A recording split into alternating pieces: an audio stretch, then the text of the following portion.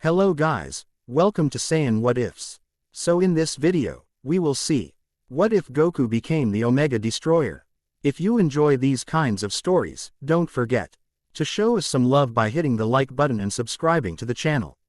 Your support means the world to us. Now, let's start the story.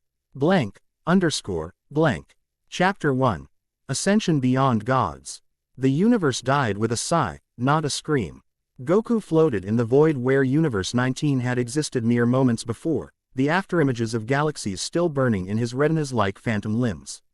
His new senses, cosmic, vast, impossible, felt the echoes of trillions of lives that had never existed now, timelines snuffed out not by his hand but by something far worse. The Hollow, they called it.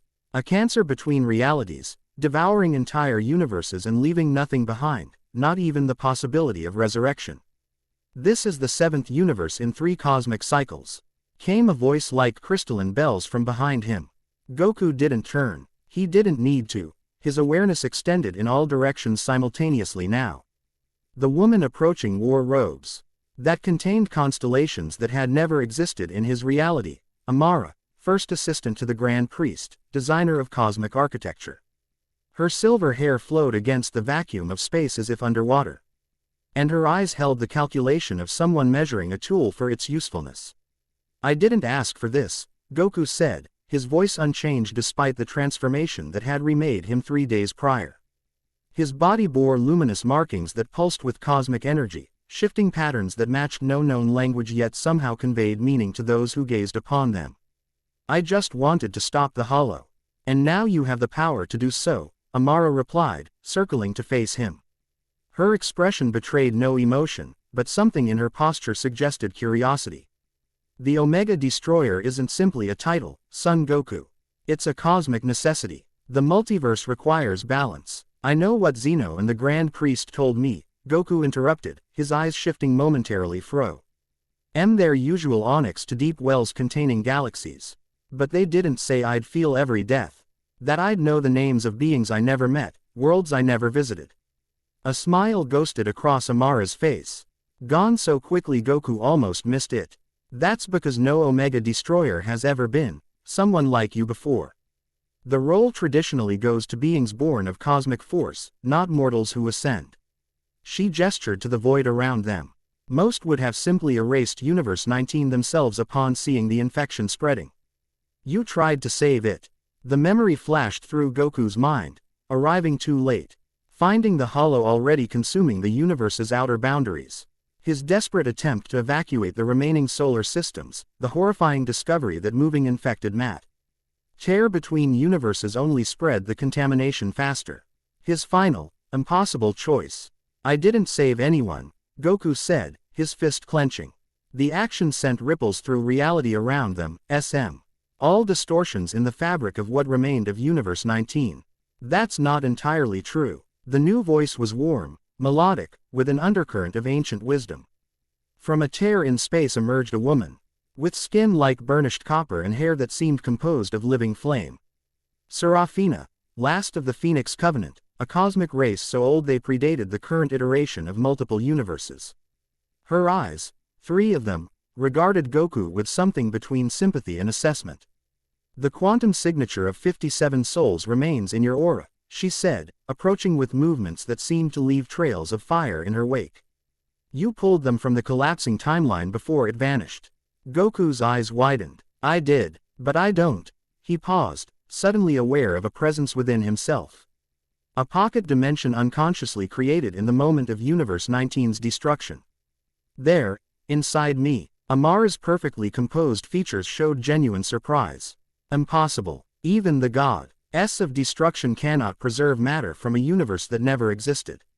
Yet he has, Seraphina countered, extending a hand toward Goku's chest. May I? Goku nodded, and Seraphina placed her palm against him. The contact sent cascades of cosmic energy spiraling between them, her eyes closing in concentration. When she opened them, all 3 blazed with renewed fire. 57 souls, 17 species. Preserved in a pocket dimension anchored to your own life force. Her voice trembled slightly. The youngest Omega Destroyer in cosmic history, and already you break fundamental laws. Is that bad? Goku asked, the familiar uncertainty in his voice strangely dissonant with his now godlike appearance. Amara stepped closer, her analytical gaze shifting between Goku and Serafina. It's unprecedented. The role of Omega Destroyer has always been to judge, preserve, or eliminate universes based on cosmic necessity. Creation and preservation of individual lives is the domain of Kais and life-bearers. I'm not giving up who I am just because I have this power now, Goku said, the determination in his voice sending reverberations through nearby cosmic strings. If I can save people, I will. Even if I have to destroy their universe. Something shifted in Amara's expression, not quite respect, but reassessment. She had existed for millions of years, designed the fundamental laws of dozens of universes. And yet this former mortal continued to surprise her.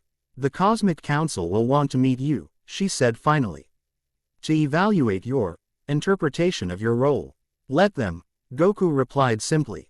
Serafina's flames flickered brighter. The council hasn't convened in 12 million years. Not since the last multiversal restructuring. Then it's about time, isn't it? Goku smiled. That same disarming, innocent smile that had characterized him as immortal. After all, the Hollow isn't waiting for anyone's permission to destroy everything. A distant explosion interrupted their conversation. A flare of energy that rippled across multiple dimensional planes simultaneously. All three turned toward the disturbance. Universe 6, Amara said, instantly calculating the cosmic coordinates. Significant disruption in the causal matrix. Goku's expression hardened. Beerus and Champa's universes are linked. If Universe 6 falls, Universe 7 would be destabilized, Serafina finished. Your Earth. Goku was already gone, the fabric of reality closing behind him like water. Amara and Serafina exchanged glances. He doesn't know how to navigate the cosmic current properly. Amara said with faint disapproval. Using raw power instead of finesse. Yet he'll arrive precisely where he intends, Serafina observed. Perhaps there's something to be said for intuition over protocol. A small frown creased Amara's perfect features. The Omega Destroyer cannot function on intuition alone. The cosmic balance requires precision, calculation, perfect judgment. Perhaps. Serafina's middle eye fixed on Amara with ancient knowing. That's exactly why the universe chose someone who would challenge those assumptions. Universe 6 was burning, not the physical flames of conventional fire, but something far worse, the fundamental laws of physics unraveling at their seams. Goku materialized at the epicenter, planet Sadala, homeworld of the Universe 6 Saiyans, to find reality itself fragmenting around him. The Hollow's work was unmistakable. Unlike the clean consumption of Universe 19, something had disrupted its feeding pattern here, creating a chaotic breakdown instead of systematic erasure. The result was infinitely more painful for the inhabitants. Partial existence, bodies half-phased into non-reality, conscious minds experiencing their own unmaking. Goku scanned the devastation, his enhanced senses taking in the catastrophe on multiple planes simultaneously. The infection hadn't reached the core of the universe yet. There was still time, if he could find the source. A barrage of energy blasts struck him from behind, dissipating harmlessly against his cosmic aura. He turned to find a squadron of warriors hovering in the fractured sky, led by a woman, whose battle armor bore the insignia of high command. Her face was streaked with blood and determination in equal measure. Another false god, she spat, her power flaring around her like a crimson storm. How many universes must you devour before you're satisfied? Goku recognized the misunderstanding immediately. To her, he appeared as another cosmic entity, perhaps even the cause of her world's destruction. I'm not your enemy, he said, raising his hands in a gesture of peace. I'm here to help. We've heard that before, the woman snarled, signaling to her warriors. They spread out in a practiced formation, weapons and key attacks at the ready. The last entity that claimed to help is the reason half our population is experiencing dimensional phasing.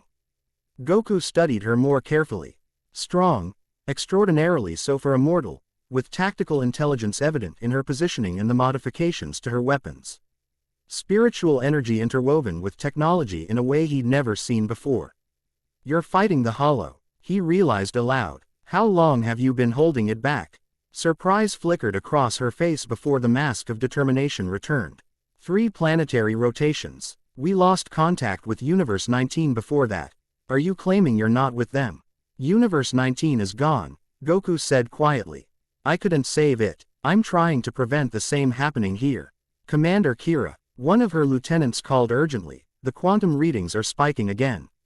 Southern Hemisphere. The woman, Kira, never took her eyes off Goku. If you're here to help, prove it. The infection point is breaking through our last containment field. We can't hold it much longer. Goku nodded once, then extended his awareness toward the Southern Hemisphere. The Hollow's presence was unmistakable now, a wrongness in the cosmic fabric, an absence more fundamental than mere emptiness. Without another word, he teleported directly to the source. The sight that greeted him defied conventional understanding. A tear in reality itself, not simply a portal but a cancellation of existence, spreading outward in pulsing waves. Around it, Sadalan scientists and warriors maintained a desperate containment field. Their technology and life force draining with each pulse from the anomaly. Goku didn't hesitate. He plunged his hands directly into the void. Pain beyond anything he'd experienced as a mortal seared through him, the antithesis of existence trying to unmake his very being. But the Omega Destroyer's power flowed through him now, and where the Hollow consumed, Goku created. Where it erased, he restored. The conflict generated catastrophic energy discharges that would have destroyed solar systems had he not contained them within his own aura. Incredible, Kira's voice came from behind him. Her spacecraft having followed his teleportation. He's pushing it back. Goku couldn't respond, his concentration absolute as he fought on a level invisible to conventional senses. The Hollow wasn't merely an entity or force, it was a fundamental negation, a cosmic equation written to unravel all others. For every counter he created, it adapted, forcing him to continuously evolve his approach. After what felt like hours but was merely minutes in conventional time, Goku finally found the pattern within chaos, the underlying logic of the Hollow's consumption. With this understanding came power, and with a final surge of cosmic energy, he collapsed the anomaly in on itself, sealing the breach with his own divine essence. The silence that followed was profound. Goku Floa, head above a hemisphere that now bore a perfect circular scar, a region where physics operated slightly differently than the rest of the planet, but stable, sealed against further infection. Kira's ship hovered nearby, scans running continuously over the sealed zone. Her voice came through external speakers. You actually did it. Our calculations suggested total planetary collapse within hours. Goku turned toward the ship, fatigue evident despite his godlike status. The seal will hold, but the Hollow will try again elsewhere. It's drawn to complex life and advanced civilizations. The ship's hatch opened, and Kira emerged, standing fearlessly on its exterior despite the thin atmosphere. Up close, Goku could see the features that her helmet had partially concealed, sharp eyes with vertical pupils like a cat's. Skin with a faint bluish undertone, hair cropped military short with a single long braid woven with ceremonial beads. You're the new Omega Destroyer, aren't you? She asked, the hostility in her voice replaced by wary respect. Word spread through the resistance networks about Zeno appointing a former mortal after the Grand Priest failed to contain the first outbreak. Resistance networks. Goku's interest peaked. You're organized across universes. Kira measured him with her gaze before responding. Some of us believe the cosmic hierarchy has failed in its duty. Gods of destruction who destroy capriciously. Supreme Kais who create without consideration for consequences. Angels who observe but rarely intervene. Her hand unconsciously moved to a scar visible along her collarbone. We've been fighting to protect what they won't. The accusation struck something in Goku, a doubt that had lingered since his transformation. He had witnessed firsthand how remote the gods could be, how detached from the consequences of their actions. His own elevation had come not through their choice but necessity, when even the Grand Priest couldn't contain the Hollow's initial outbreak. You're right, he said simply, surprising her. Too many gods forget what they're supposed to protect. That's why I accepted this power, to protect everyone I can. Kira's expression shifted subtly, not quite trust, but a reassessment. Fine words. Most gods speak of balance and necessity, never protection.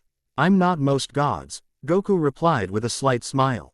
3 days ago, I was just a Saiyan from Earth. A Saiyan. Genuine surprise broke through her professional demeanor. Our legends speak of Universe 7 Saiyans, but we thought them extinct except for hybrids. Almost, Goku acknowledged. There aren't many of us left. A signal chimed from Kira's wrist device. Commander, came a voice, we're detecting similar anomalies forming in the Tuffalian sector. Multiple breaches. The weariness in Kira's eyes was momentary but profound before her commander's mask slipped back into place. Prepare jump coordinates. All remaining containment units deploy. Goku stepped forward. I can get you there faster. And help contain them. Suspicion immediately returned to Kira's features. Why would an Omega Destroyer involve himself in protecting a single universe? Your kind typically judge whether we're worth saving. Not fight alongside us. Because that's not who I am, Goku said with simple conviction. And it's not who I'll be as Omega Destroyer either. Something in his forward declaration seemed to reach Kira. After a moment's calculation, she nodded sharply. My ship can't transport everyone. If you can move my troops. Goku placed his hand on the hull of her ship, extending his cosmic awareness to interface with its systems. There, he said, transferring spatial coordinates directly into its navigation computer. I've mapped safe quantum pathways to all emerging breach points. Your ships can follow without risking infection spread. Kira's eyes widened fractionally, the first sign of being genuinely impressed. That technology would have saved thousands of lives over the past year. It's not technology, Goku corrected gently. It's just seeing how reality fits together. He extended his hand toward her. We should go. The breaches won't wait. After a moment's hesitation, Kira placed her hand in his, a soldier's grip, firm and professional. The moment they touched, Goku felt something unexpected, a resonance between his cosmic energy and hers. As if her life force operated on frequencies complementary to his own. If Kira noticed, she gave no indication. My troops will follow your pathways. Let's see if gods really can fight in the trenches. With that challenge lingering between them, Goku transported them both to the heart of the next battle. The cosmic court existed in a dimension perpendicular to conventional reality, a realm where conceptual constructs took physical form and the very architecture conveyed meaning beyond visual aesthetics. Amara moved through its crystalline corridors with practiced precision, each step calculated to arrive at exactly the right moment, no earlier, no later. Serafina walked beside her, her fiery presence a stark contrast to Amara's cool efficiency. The council is divided, the Phoenix woman observed. Half believe this new Omega Destroyer represents necessary evolution. The others see him as a dangerous anomaly. And what do you believe? Amara asked, her tone betraying nothing of her own thoughts. Serafina's three eyes studied her companion. I believe the multiverse selects its own champions when necessary. The former mortal called Goku may understand something about Preza, Arvation that we immortals have forgotten. They arrived at massive doors composed of conceptual mathematics rather than physical matter. As first assistant to the Grand Priest, Amara simply gestured, and equations rearranged themselves to permit entry. Within, the Cosmic Council had already assembled, 12 figures representing fundamental forces of creation, preservation, and destruction. They sat in a perfect circle, their forms ranging from humanoid to entirely abstract, united only by the unmistakable aura of primordial power. At the center, a three-dimensional projection showed Universe 6, focusing specifically on the battles now raging across planet Sadala. The anomaly continues to defy protocol, intoned a figure composed entirely of geometric perfection, Logos, arbiter of cosmic law. The Omega Destroyer role requires detachment, judgment from afar. This direct intervention violates fundamental separation principles. Yet his methods show results, countered another counselor. Her form constantly shifting between different states of matter. The infection in Universe 6 is being contained rather than eliminated. Trillions of lives preserved. At what cost? Demanded Logos. The Hollow adapts with each encounter.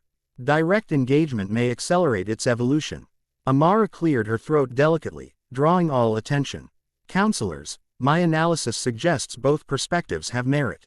The new Omega Destroyer's unorthodox approach creates unpredictable variables, but also solutions we have not considered in 12 million years of existence.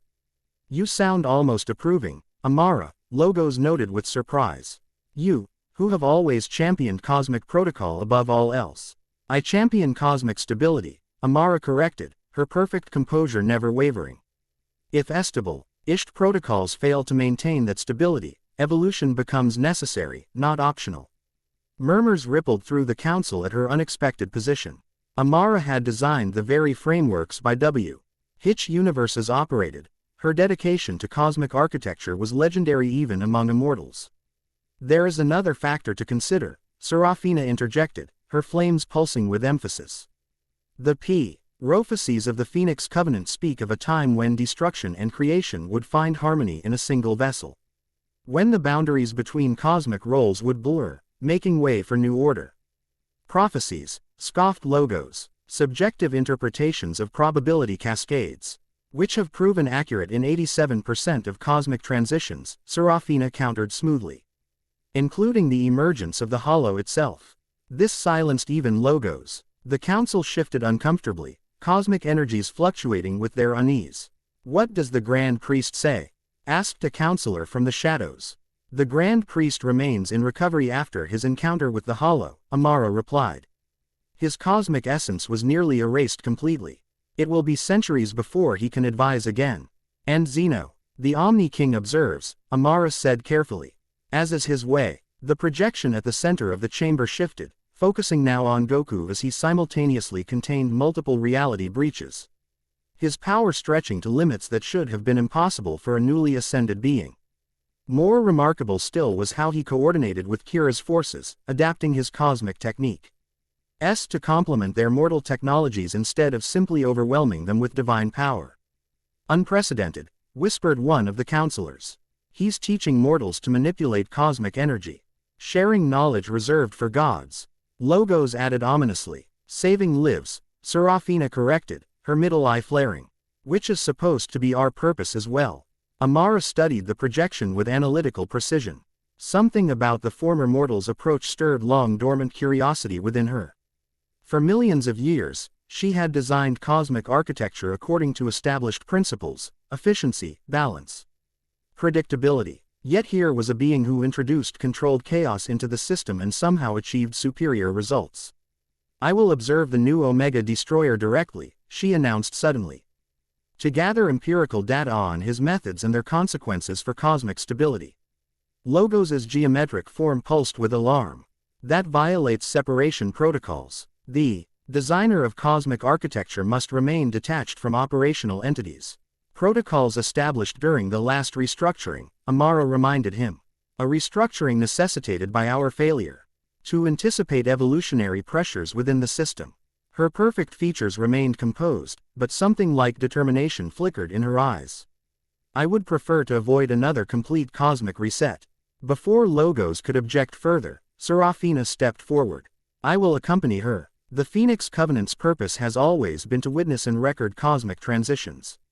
If this is indeed the fulfillment of prophecy, we must document it properly. The council chamber erupted in overlapping arguments, cosmic energies flaring with the force of opposed wills. Through it all, Amara remained perfectly still, her gaze fixed on the projection of Goku. For the first time in countless millennia, uncertainty entered her calculations, and with it, an emotion she had nearly forgotten, anticipation. The seventh breach was the worst.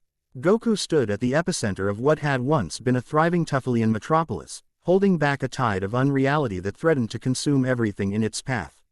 Sweat beaded on his forehead, a strangely mortal reaction for a cosmic entity, as he forced his power into patterns that would contain rather than destroy. Around him, Kira's forces worked with desperate efficiency, evacuating civilians and deploying the containment technology that, when combined with Goku's power, seemed to actually hurt the hollow. 6 successful containments had taught them all valuable lessons, refining their approach with each encounter. Primary Field Stabilizing, called one of Kira's lieutenants, monitoring equipment that melded ancient mystical symbols with cutting-edge quantum technology. Breach contraction at 7% and holding. Kira herself stood shoulder to shoulder with Goku at the front line, her specialized weapons channeling her life force in ways that mimicked divine energy just enough to reinforce his efforts. The hours of battle had stripped away her initial suspicion, replacing it with the bond that forms between warriors fighting impossible odds together. Something's different about this one, she observed grimly, feeling the increased resistance through her weapons. It's adapting faster than the others. Goku nodded, his concentration never breaking. It's learning from each defeat. This isn't mindless consumption anymore, it's hunting. A sudden surge from the breach sent catastrophic energy cascading outward. Goku threw himself in front of Kira's team, absorbing the brunt of the attack. Pain lanced through his cosmic form, fundamental enough to reach past his godhood to the mortal core that still existed within him. Fall back, Kira shouted to her forces, even as she stepped forward to support Goku. Regroup at secondary containment perimeter. No, Goku countered through gritted teeth. If we lose this position, the entire continental shelf goes. There won't be a secondary perimeter. Their eyes met in a moment of perfect understanding, two leaders making the same impossible calculation simultaneously. Kira nodded once, then turned to her troops. All units, channel maximum output through the primary relays. Give the destroyer everything we've got. What followed was a symphony of coordinated power. Kira's forces, disciplined beyond ordinary mortal capability, fed their combined energy through the network they'd established, creating a framework that Goku could enhance with his cosmic power. The harmony between mortal determination and divine ability created something genuinely new, a containment system that adapted as quickly as the hollow itself. For crucial minutes they held the line, gradually pushing the breach back toward closure. Goku's cosmic markings blazed with intensity, his eyes fully transformed into stellar wells as he channeled power that would have annihilated him in his mortal form. Beside him, Kira directed her forces with flawless precision, compensating instantly for any fluctuations in the containment field. And then, at the moment of apparent victory, the hollow revealed its true nature. Instead of continuing to fight the containment directly, it suddenly changed tactics, sending tendrils of unreality shooting through microscopic weaknesses in the field. Not attacking the defenders, but the fabric of space around them, creating a cascade failure that no one had anticipated. Goku realized the danger an instant before catastrophe. It's collapsing space-time, he shouted. Everyone out, but it was too late. Reality itself folded inward, creating a localized singularity that began drawing everything toward oblivion. Kira's troops scrambled to retreat, our technology failing as fundamental physical laws distorted around them. Kira herself refused to move, standing firm as she continued channeling energy into the now failing containment system. Go, she shouted at Goku. You can seal it from outside the event horizon. Instead of retreating, Goku moved closer to her, his cosmic aura extending to surround them both. Not without you, he said simply. Then, with a surge of power that defied conventional understanding, he did something no previous Omega Destroyer had attempted. He grabbed the edges of the singularity itself and began to twist. Ace Time screamed in protest as Goku forced it to bend against the hollow's influence. Impossible geometries formed and collapsed around them as he essentially rewrote the physical laws governing that section of Universe 6. Kira stood within his protective aura, her own energy synchronizing with his instinctively, creating a harmony that somehow strengthened his impossible effort. With a final, reality-shaking exertion, Goku folded the singularity in on itself, creating a closed loop that contained the hollow's influence within a pocket dimension disconnected from the primary universe. The Ord left him drained beyond anything he'd experienced since his ascension, his knees buckling as the cosmic markings on his skin temporarily dimmed.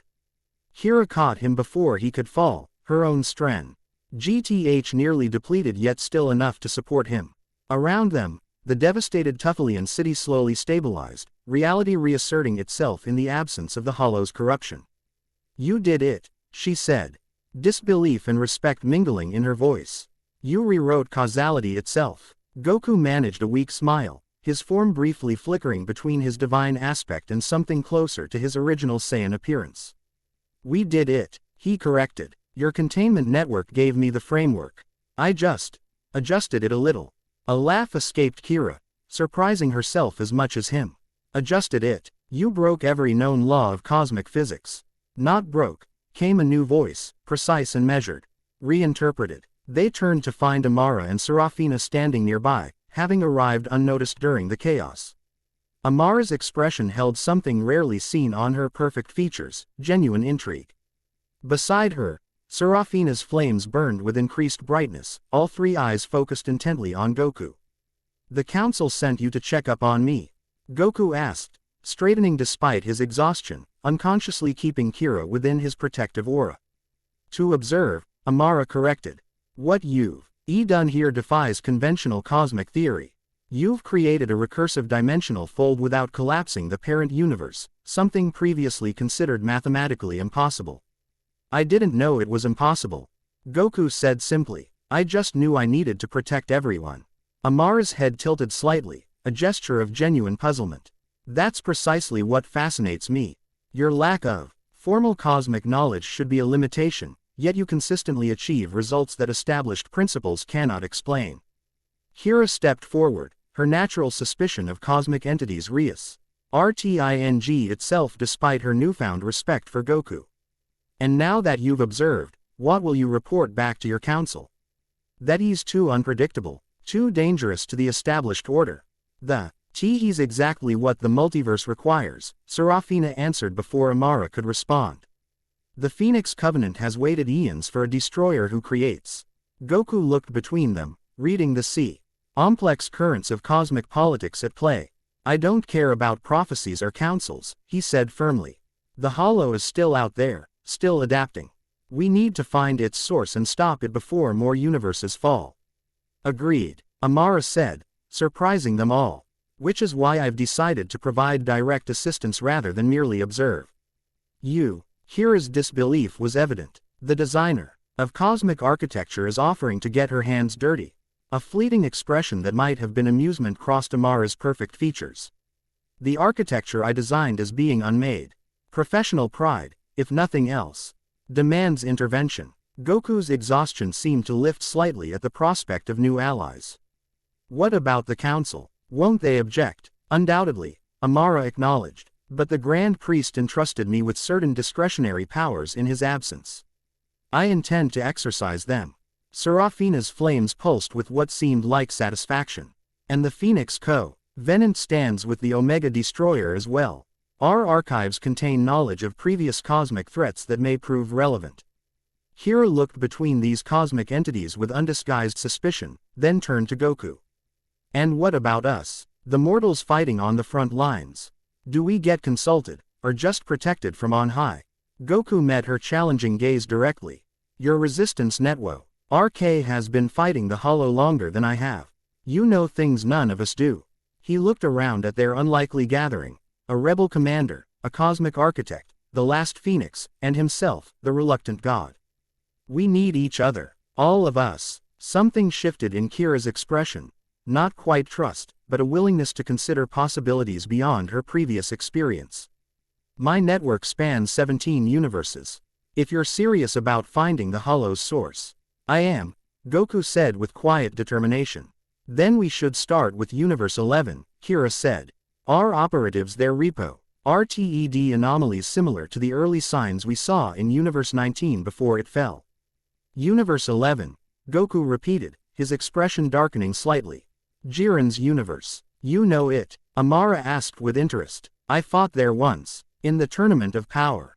A shadow crossed Goku's features as memories of his mortal life surfaced. Before all this, Serafina's middle eye fixed on him with ancient knowing. You miss it. The simplicity of mortal existence. Goku didn't deny it. Being Omega Destroyer means feeling everything, all the time. Every life, every death, every universe breathing. His gaze drifted to the stars above, now visible as the dust of battle settled. It's beautiful and terrible all at once. The burden of cosmic awareness, Amara observed clinically, though something in her tone suggested deeper understanding. Few mortals who ascend maintain their original identity through the transformation. I'm still me, Goku insisted, his hand unconsciously moving to his chest where, beneath his cosmic markings, a heart still beat with Saiyan blood.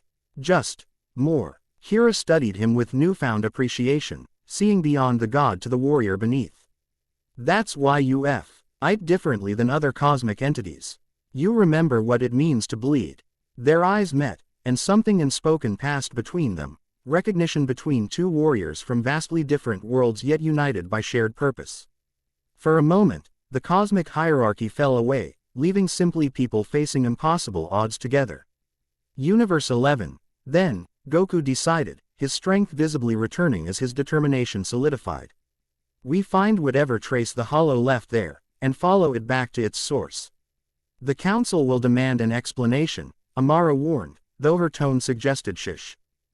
Found their inevitable objections more tedious than concerning. "I'll give them one after we save the multiverse," Goku replied with a hint of his old, carefree smile. "Besides, what are they going to do? Fire me?" A startled sound escaped Amara. Almost, but not quite, a laugh. Serafina's flames danced with amusement, and even Kira's stern expression softened momentarily. In that moment, Somethi-ing changed between them, the foundation of an alliance none could have predicted. A mortal turned god who refused to abandon his humanity. A cosmic architect questioning her own designs. The last phoenix seeking renewal rather than rebirth. A rebel commander considering cooperation with the powers she'd opposed. As Universe 6 turned beneath them, stabilizing after near destruction, the unlikeliest of teams prepared to face a threat beyond conventional understanding. And at their center stood Goku, bearing the mantle of Omega Destroyer not as a burden of isolation, but as a responsibility shared with those who chose to stand beside him. The multiverse, unknowingly, held its breath. Chapter 2. The Cosmic Chess Game. Between universes, where reality thins to gossamer and time pools rather than flows, she watched them. Zara had no true age. Existence between realities rendered such concepts meaningless, yet memory stretched behind her like countless glittering threads, each a universe observed from its first breath to final silence. Her form shifted continuously, sometimes humanoid, sometimes geometric, occasionally nothing but distilled consciousness floating in the void. Only her eyes remained constant, vast, pupilless orbs that contained reflected multiverses, ever-changing yet eternal. Now those eyes tracked a specific ripple through the cosmic tapestry, the newly ascended Omega Day. Troyer and his unlikely companions traversing quantum pathways toward Universe 11. Their passage left ephemeral traces that only beings like her could perceive, beautiful disturbances in probability F. Yields that should have been mathematically impossible. "Fascinating," she whispered, her voice simultaneously everywhere and nowhere. "He bends cosmic law without breaking it." Zara had witnessed 17 cosmic cycles, observed countless gods rise and fall, seen universes bloom and wither like seasonal flowers. Yet something about this particular convergence felt different, important in ways that transcended her usual detached observation. The hollow's emergence had disturbed her more than she cared to admit. Unlike conventional cosmic threats, it existed partially in her domain, the space between realities, making it uniquely dangerous to her kind. The Void Walkers had retreated deeper into non-space, observing from increasingly remote vantage points as universe after universe suffered infection. All except Zara. She moved closer to the quantum wake left by the Omega Destroyer's passage, allowing herself to be drawn into its current. If the hollow represented the ultimate unmaking, perhaps this unconventional god represented a counter-pattern worth understanding, worth following, worth joining. With a thought that reverberated through multiple probability planes, Zara slipped into the stream of their passage, allowing herself to be carried toward a universe she had only observed from afar. For the first time in uncounted eons, the Void Walker chose to walk alongside others. Universe 11 shimmered with rigorous order, its cosmic geometry arranged in patterns of mathematical precision that reflected the justice-obsessed culture of its mortal inhabitants. Jiren's universe, as Goku had called it. The difference from the chaotic collapse of Universe 6 couldn't have been more striking. Kira felt the change immediately upon arrival, her combat-honed senses registering the subtle differences in how physics operated here. Tighter causality constraints, she observed, adjusting the settings on her modified armor. Everything follows stricter rules. Beside her, Goku nodded, his cosmic markings pulsing with increased brightness as he interfaced with the universal framework. 3 days of fighting alongside him had taught Kira to read these subtle changes. His power responded differently to each universe, adapting to local cosmic conditions automatically. The Pride Troopers kept this universe in balance for generations, he explained, scanning their surroundings with senses that extended far beyond conventional perception.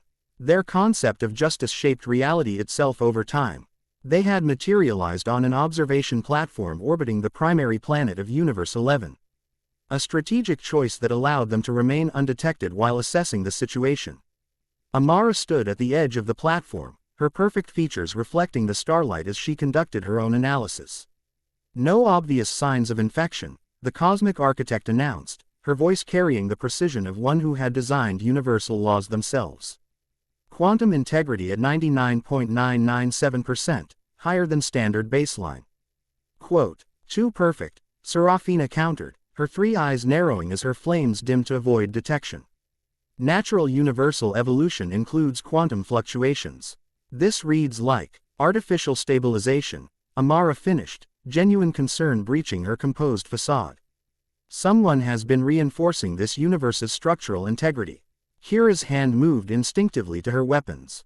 Is that even possible? Manipulating an entire universe's quantum foundation? Not for mortals, Amara replied. Not even for conventional gods. Goku's expression hardened, the stellar depths of his eyes focusing on the planet below. We need to find Jiren and the Pride Troopers.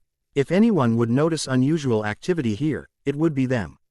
A shimmering distort ion appeared at the edge of their observation platform, reality folding inward upon itself before resolving into a humanoid figure.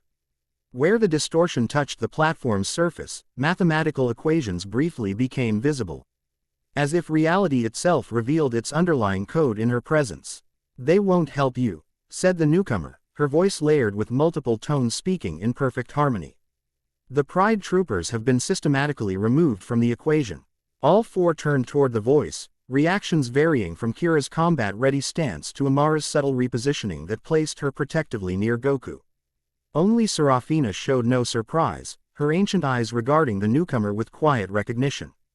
"Void Walker," the Phoenix woman acknowledged. "Your kind rarely choose to manifest so completely." The figure solidified further, assuming a more consistent form. Tall and willowy with skin that shimmered between translucent and opaque, hair that seemed composed of dark matter itself. Eyes that contained reflected universes. She wore what appeared to be a bodysuit composed of mathematical symbols constantly rearranging themselves. "Circumstances rarely warrant direct intervention," she replied, her gaze fixing on Goku with undisguised fascination.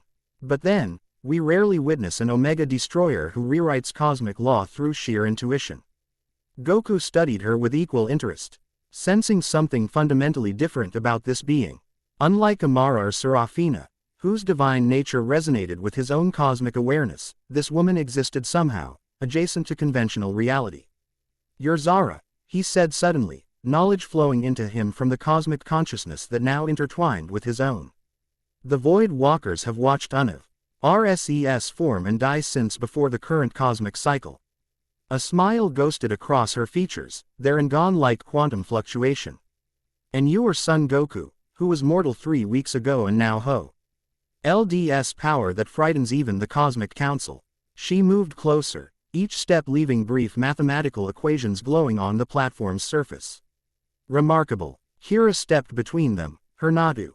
Raw protectiveness extending now to Goku despite his godhood. "You said the Pride Troopers have been removed. By whom? And how do you know this?" "The spaces between realities offer unique vantage points," Zara answered, seemingly unbothered by Kira's suspicion. "I've observed Universe 11 experiencing progressive quantum manipulation for approximately 300 cycles. The pattern accelerated, recently, coinciding with the Hollow's first appearance. 300 cycles. Amara's perfect composure slipped momentarily. "That's impossible. The Cosmic Council would have detected such long-term manipulation. Not if the manipulations occurred in the blind spots between your observation protocols," Zara countered. "Your cosmic architecture is elegant, designer, but built on assumptions that can be exploited." A flicker of something like professional offense crossed Amara's features before she mastered it. "Explain these blind spots." Instead of answering directly, Zara turned to Goku. "You feel them already, don't you? The moments between moments, the spaces between spaces. Your intuitive approach to cosmic power lets you perceive what established protocols miss." Goku nodded slowly, his expression growing troubled. "Since becoming Omega Destroyer, I've sensed gaps. Places where reality feels thinner, where the rules bend more easily." His cosmic markings pulsed with increased intensity. "I thought it was just my inexperience with these powers." "It is not," Zara confirmed. Those gaps are where the hollow first infected this cosmic cycle, and where someone, or something, has been systematically redesigning universal law. Kira's tactical mind immediately grasped the implications. A coordinated attack. The hollow is the visible threat, while something else works behind the scenes. But to what end? Serafina wondered, her flames flickering with concern. Universal destruction serves no rational purpose. Even cosmic reset preserves fundamental patterns. Unless destruction itself is the pattern. Zara suggested, her multiversal eyes tracking something invisible to the others. Come. The Pride Troopers' headquarters will provide evidence your cosmic protocols would accept. Before anyone could object, Zara simply shifted reality around them. Unlike Goku's teleportation or Amara's precise dimensional transitions, Zara's method felt like reality itself. Fly ceased to exist before reconstructing around them in a new configuration. They stood now within an abandoned complex, recognizable as the Pride Troopers' central command from the insignias still visible on walls and equipment. But where a bustling headquarters should have housed hundreds of justice defenders, only silence remained. Workstations stood powered but unmanned, tactical displays showed active mission data with no one to monitor them, and personal effects lay scattered as if their owners had simply vanished mid-task. What happened here? Goku asked quietly, his senses extending through the facility and finding no trace of life. Quantum excision, Zara answered, moving to a central terminal where mathematical equations briefly appeared under her touch. The Pride Troopers weren't killed, they were removed from this universe's causal matrix entirely. Impossible, Amara stated flatly, though her expression betrayed growing concern. Entities cannot be selectively excised without collapsing local causality. Precisely, Zara agreed, which is why the artificial stabilization you detected was necessary. Someone has developed the means to remove specific elements from the universe while maintaining its structural integrity. Kira moved through the abandoned command center with a soldier's trained observation, noting tactical displays showing defense patterns and threat assessments. These are dated just 3 days ago. According to this, the Pride Troopers were tracking unusual energy signatures at these coordinates. She pointed to a star map highlighting several locations across Universe 11.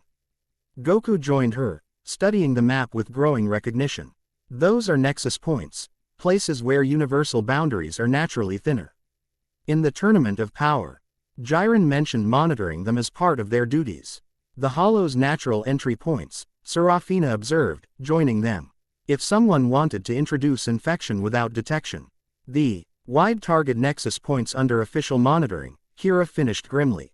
Then remove the monitors. Amara had moved to a different console, her perfect hands dancing across controls with precise ICIENCY as she interfaced directly with the system. The Pride Troopers' quantum signatures still exist in the underlying cosmic registry, she announced after several moments. But they've been displaced. Meaning they're not dead? Goku asked, hope evident in his voice. Not conventionally, Amara clarified. Their causal threads have been relocated outside normal space-time. Theoretically retrievable, but no one has ever attempted such retrieval, Zara finished. Until now, perhaps. All eyes turned to Goku, whose cosmic markings had begun pulsing in an increasingly complex pattern as he processed this information. Since his transformation, he had discovered abilities that surprised even Amara, his intuitive approach to cosmic power sometimes achieving what millennia of established protocol could not. I need to see one of these nexus points, he decided finally. If the Hollow entered through them, and the Pride Troopers were monitoring them. The most recently active E-point is approximately 4.3 cosmic units from our current location, Zara offered. A planetary outpost where, according to these records, Jiren himself was stationed. Goku nodded, his decision made. Then that's where we start. If anyone could leave evidence that survived quantum excision, it would be Jiren. As they prepared to depart, Kira noticed something on one of the auxiliary screens, message left running on a continuous loop. She enhanced it, revealing the face of a Pride Trooper she didn't recognize, his expression grave as he delivered what appeared to be a final warning. NTUM discrepancies increasing exponentially. General Jiren requests immediate reinforcement at Nexus 7. Something is emerging from the breach, not the Hollow, something worse. The ancient prophecy was right. The compassionate destroyer must. The message cut off abruptly, the timestamp indicating it had been recorded moments before the facility's abandonment. The compassionate destroyer, Serafina repeated softly, her three eyes focusing on Goku with newfound intensity. The Phoenix Covenant speaks of this title as well. Goku shifted uncomfortably under her gaze. I'm just trying to protect people, not fulfill prophecies. Perhaps that is precisely why you fit the prophecy, Zara suggested, her form briefly shifting through multiple states before resolving again. Come, Nexus 7 awaits, and with it, perhaps, answers. Toppo had always believed injustice as an absolute, a cosmic constant as reliable as gravity or light. 27 years as a Pride Trooper, 16 as their leader before Jiren's ascension, had only strengthened this conviction. Justice was not merely a concept but a fundamental force that shaped Universe 11 itself. Yet now, trapped in a pocket dimension where conventional physics operated only intermittently, even this bedrock belief wavered. Diagnostic complete, he announced to the small group of Pride Troopers huddled in their makeshift command center, once a standard outpost. Now the only remnant of their universe they could access. Quantum resonance patterns show continued degradation. Our pocket dimension is collapsing. Jiren, silent as always, Santo. OD at the dimension's boundary, a shimmering wall of partial probabilities through which their home universe was barely visible, like viewing reality through frosted glass. For 3 days, he had maintained this position. His tremendous power the only thing preventing their pocket dimension from detaching completely and drifting into the void. How long? Dispo asked, his usual speed-enhanced movem. Ents now sluggish as local physics continued to deteriorate. 17 hours at current degradation rates, Toppo replied grimly. Less if the boundary continues to thin. Khosrul, their tactical expert, studied the makeshift equipment they'd assembled from salvaged components. The message buoy we launched into normal space-time showed successful transmission, but no response. If anyone received our warning, they would have come by now. Kokot finished, her dimensional manipulation abilities, once her pride, now barely functional in this distorted reality. Jiren remained focused on the boundary, his concentration absolute. Only those who had fought alongside him for decades would notice the subtle signs of strain, microscopic tremors in his aura, the slightly deeper set of his eyes. Even the mightiest mortal in Universe 11 had limits, and Jiren was approaching his. Something approaches, he announced suddenly, his first words in hours. The other Pride Troopers immediately moved to defensive positions, their training overriding even existential dread. Through the shimmering boundary, a distortion became visible, 5 figures moving through normal space directly toward their pocket dimension. Impossible, Toppo breathed. No one should be able to detect this dimension, let alone approach it directly. Jiren's eyes narrowed slightly, focusing beyond conventional perception. One of them is familiar. The distortion increased as the figures drew closer, reality bending around them in ways that defied standard universal physics. And then, to the astonishment of every Pride Trooper, a hand reached through the boundary itself, passing through what should have been an impenetrable quantum barrier as if it were mere mist. The hand was followed by an arm bearing luminous cosmic markings, then a body. Until a man stood fully materialized within their pocket dimension. Though his appearance had changed dramatically, his identity was unmistakable to those who had faced him in the tournament of power. Goku, Jiren acknowledged, his stoic expression betraying the faintest hint of surprise. The cosmic markings on Goku's body pulsed with increased brightness as he took in their situation. Understanding flowing into him on levels far beyond his former mortal comprehension. Jiren, you've been holding this pocket dimension together through sheer willpower. The RS would not survive transition to the void, Jiren replied simply, as if maintaining an artificial dimension through pure strength were a minor inconvenience. Goku's respect for the stoic warrior, already substantial from their previous encounters, deepened considerably. Even as a mortal, Jiren had possessed power that approached divine levels. Now, faced with impossible circumstances, he had ONC. Again transcended limitations to protect his comrades. I can stabilize the boundary, Goku offered, stepping forward, and potentially create a path back to normal space-time. Suspicion flickered across Toppo's features. Your appearance has changed. Your power signature is divine. A lot has happened since the tournament, Goku acknowledged with a slight smile that, despite his transformed appearance, remained characteristically warm. I'm the Omega Destroyer now. This announcement sent a ripple of alarm through the Pride troopers. The Omega Destroyer was a cosmic legend even in Universe 11, the ultimate arbiter of universal fate, said to appear only when cosmic balance itself faced extinction. The prophecy, Khosrul whispered. The compassionate destroyer who would arise when darkness consumed the light between worlds. Before Goku could respond, 4 more figures emerged through the boundary, each transitioning differently. Amara with precise, calculated movements, Serafina in a brief flare of phoenix fire. Kira with determined focus, her modified armor compensating for dimensional shift, and Zara simply appearing, as if she had always been there in reality had only now acknowledged her presence. Pride troopers, Goku began, gesturing to his companions. This is Amara, designer of cosmic architecture, Serafina of the Phoenix Covenant, Commander Kira of the Universal Resistance, and Zara, a Void Walker. Toppo's eyes widened at this unprecedented gathering. The designer herself, and a phoenix. We thought your kind extinct after the 7th restructuring.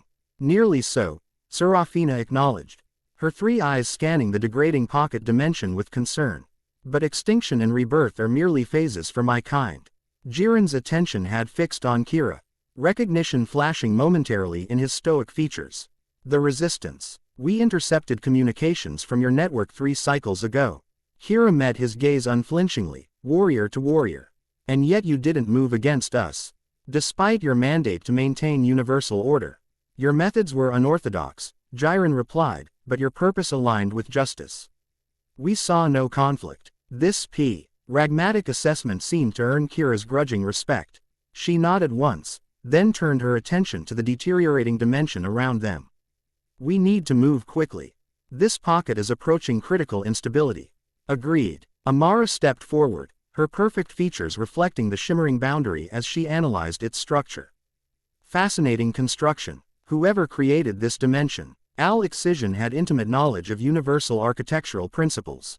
Can you reverse it? Toppo asked. Return us to our rightful place. Not directly, Amara admitted. The excision was too precisely executed. Attempting conventional reintegration would cause catastrophic quantum rejection. But there might be another way, Goku interjected, his cosmic markings pulsing as he interfaced with the pocket dimension's underlying structure.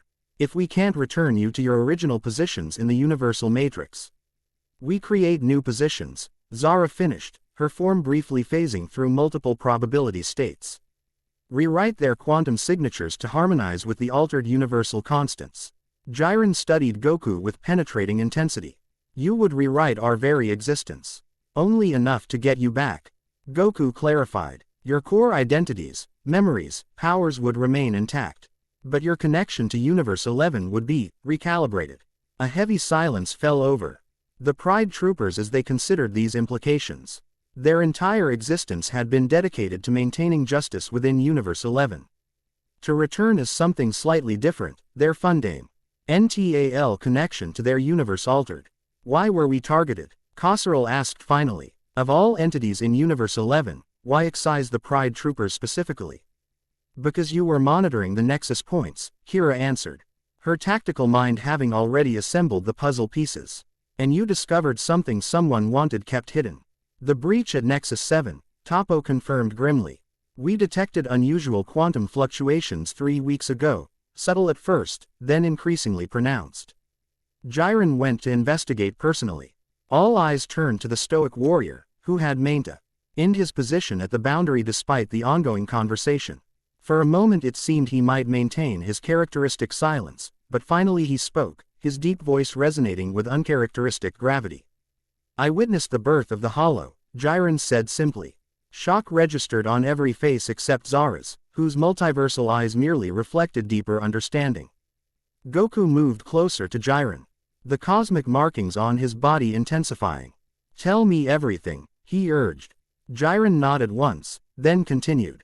The fluctuations at Nexus 7 formed a pattern I recognized from ancient texts. A recursive sequence that appeared during the last cosmic restructuring.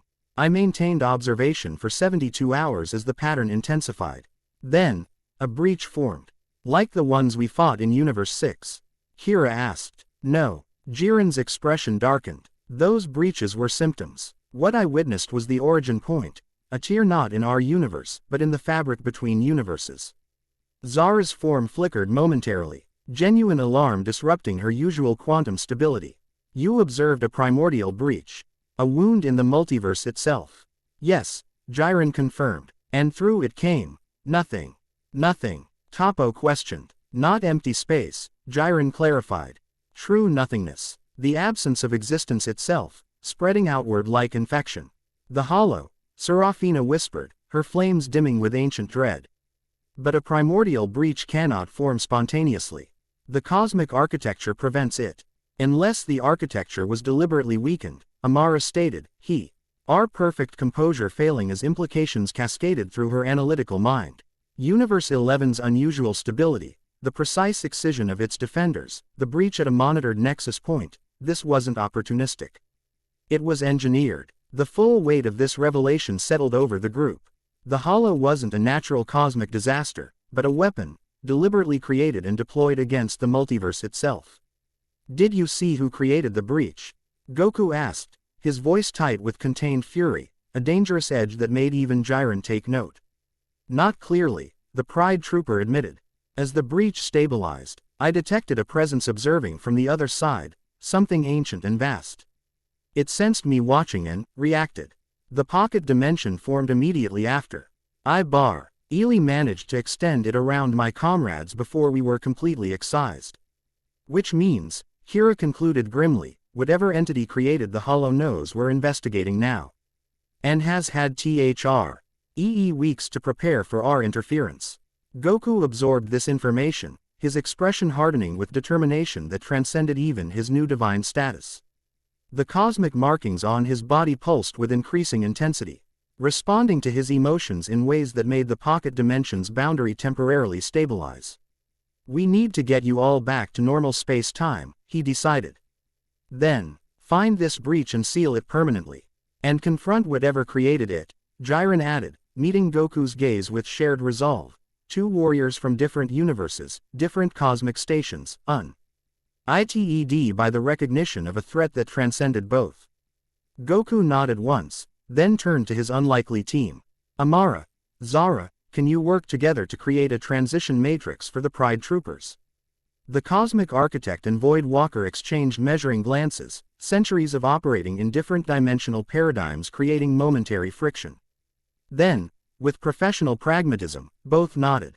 Serafina, Goku continued, your Phoenix Fire can temporarily stabilize their quantum signatures during transition. It will be painful for them, the Phoenix woman warned.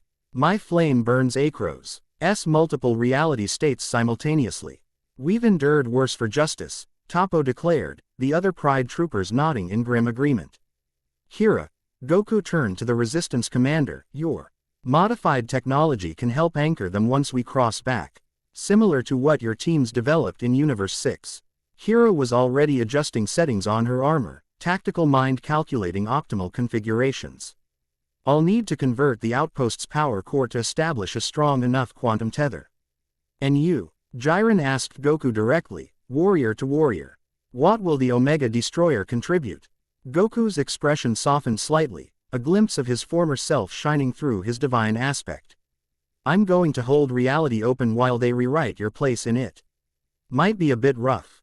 The understatement drew surprised looks from his cosmic companions and something almost like amusement from Jiren. The stoic warrior nodded once, respect from one who rarely offered it. Begin, he said simply. What followed was a symphony of cosmic powers operating in unprecedented harmony. Amara and Zara moved to opposite sides of the pocket dimension, their fundamentally different approaches to reality manipulation creating a balanced matrix that began restructuring the Pride Troopers' quantum signatures. Serafina circled them, her phoenix flame burning in precisely controlled patterns had stabilized their existence across multiple probability states simultaneously. Kira worked with Khosrul and Dispo to modify their equipment into quantum anchors that would secure their transition. At the center of it all stood Goku. His power extended to its limits as he essentially held open a door between dimensional states that should never have connected. The cosmic markings on his body blazed with intensity that would have blinded conventional beings, his eyes fully transformed into stellar wells as he channeled power that strained even his divine capacity. Transition matrix at 60%, Amara announced, her perfect features showing the first signs of strain as she rewrote cosmic equations that had stood unchanged for eons. Probability anchors stabilizing, Zara added, her form fluctuating between states as she manipulated the void spaces between realities. Serafina's flames rose higher, her 3 eyes glowing with ancient power. Phoenix fire is holding their patterns. But their mortal forms are reaching tolerance limits. The Pride troopers endured in stoic silence, though the pain of having their very existence rewritten was evident in the tension of their bodies. Only Jiren seemed almost untouched, his tremendous willpower creating a buffer between himself and even cosmic manipulation. Quantum tethers ready, Kira reported, finishing the final connections on the modified equipment. We'll have one chance once the dimensional membrane thins enough for transition. Goku nodded, sweat beading on his forehead as he maintained the impossible connection between dimensional states. On my mark then, he managed through gritted teeth. Everyone ready. Affirmations came from around the pocket dimension as final preparations completed. The boundary between dimensional states had begun to glow with impossible energies, neither fully material nor immaterial, a state of quantum superposition that couldn't exist under normal universal laws. Now, Goku shouted, pushing his power to levels that sent cascading ripples through multiple universes simultaneously. Reality tore open. Not the destructive breach of the hollow, but a controlled transition point between dimensional states. Through this opening, normal space-time became visible, the Pride troopers' outpost at Nexus 7, abandoned but intact, waiting on the other side. Pride troopers, move, Toppo commanded, leading his team toward the opening. Their transition was neither smooth nor elegant. Each Pride trooper passed through the boundary with visible effort, their bodies briefly distorting as they shifted between quantum states. Serafina's phoenix fire surged around them, Amara's precise calculations guiding their trajectories, Zara's void manipulation preventing dimensional rejection. Kira's modified technology anchoring them to their destination. Jiren was the last to move, maintaining his position until his comrades had safely crossed. Only when Toppo signaled confirmation from he other side did he finally step away from the boundary he had held stable through sheer willpower for 3 days. As he passed Goku, the stoic warrior paused briefly. Your power has grown beyond mortal limits, he observed. But you retain what made you formidable in the tournament. My humanity, Goku suggested through strained effort. Your heart, Jiren corrected, before stepping through the boundary with characteristic dignity. When the last Pride trooper had crossed, Goku began the delicate process of sealing the dimensional rift, not simply closing it, but healing the damage to reality's fabric. The effort drove him to his knees, cosmic markings flaring with intensity that momentarily outshone the local sun.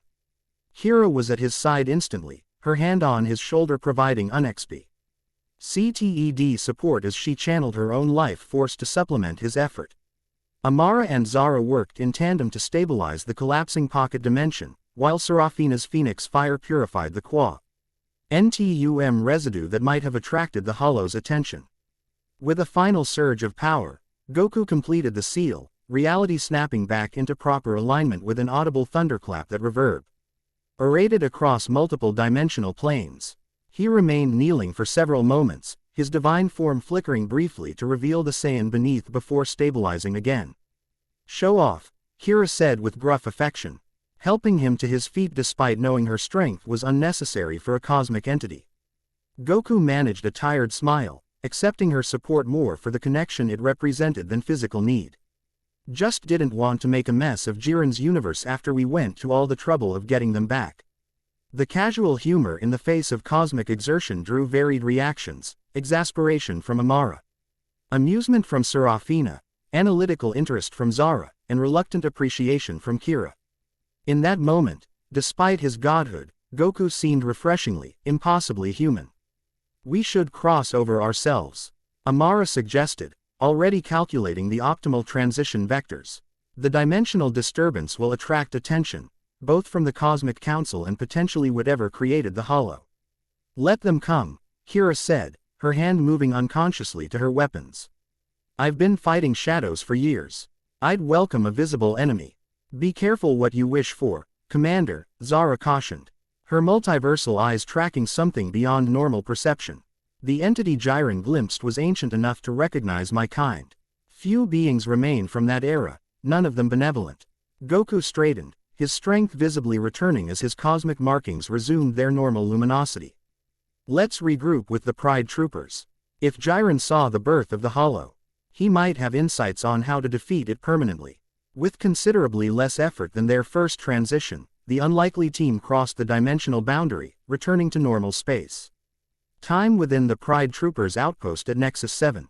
The facility showed signs of having been hastily abandoned, equipment still powered and running diagnostics on the Nexus point visible through observation windows. The Pride Troopers had already begun re-establishing operations, their efficiency undiminished by their dimensional ordeal. Toppo approached as Goku's team materialized, his expression grave beneath his distinctive mustache. The Nexus point is active again, he reported without preamble.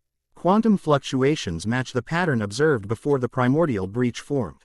Goku's expression hardened, his divine aspect becoming more pronounced as cosmic awareness extended toward the Nexus point.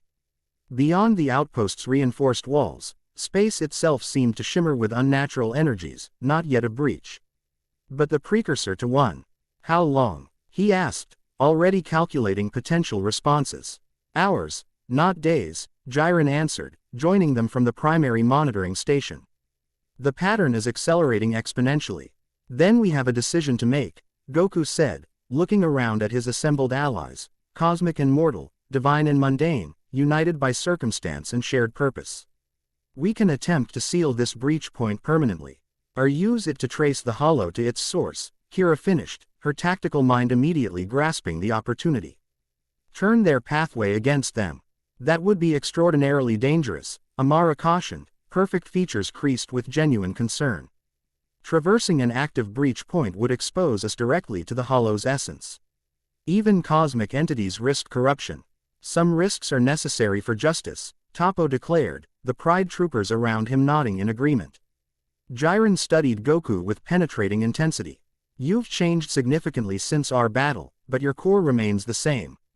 You've already decided to pursue the Hollow to its source, haven't you?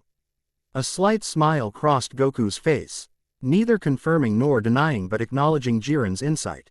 Before we decide anything, there's somewhere else we need to go. Something I need to see for myself. Where? Serafina asked, her three eyes studying him with ancient wisdom. Goku's expression softened, a glimpse of longing visible beneath his divine aspect. Home. Earth hung in the void like a fragile blue gem, unchanged yet irrevocably different through Goku's enhanced perception. Every life form, every weather pattern, every subtle interaction of forces that kept his adopted planet alive registered on levels he could never have comprehended as a mortal. Beautiful, Zara observed, floating beside him in Earth's orbit. So much potential concentrated in such a small system. No wonder it produced someone capable of ascending to Omega Destroyer. They had left the others at Nexus 7, continuing preparations while Goku made this necessary pilgrimage.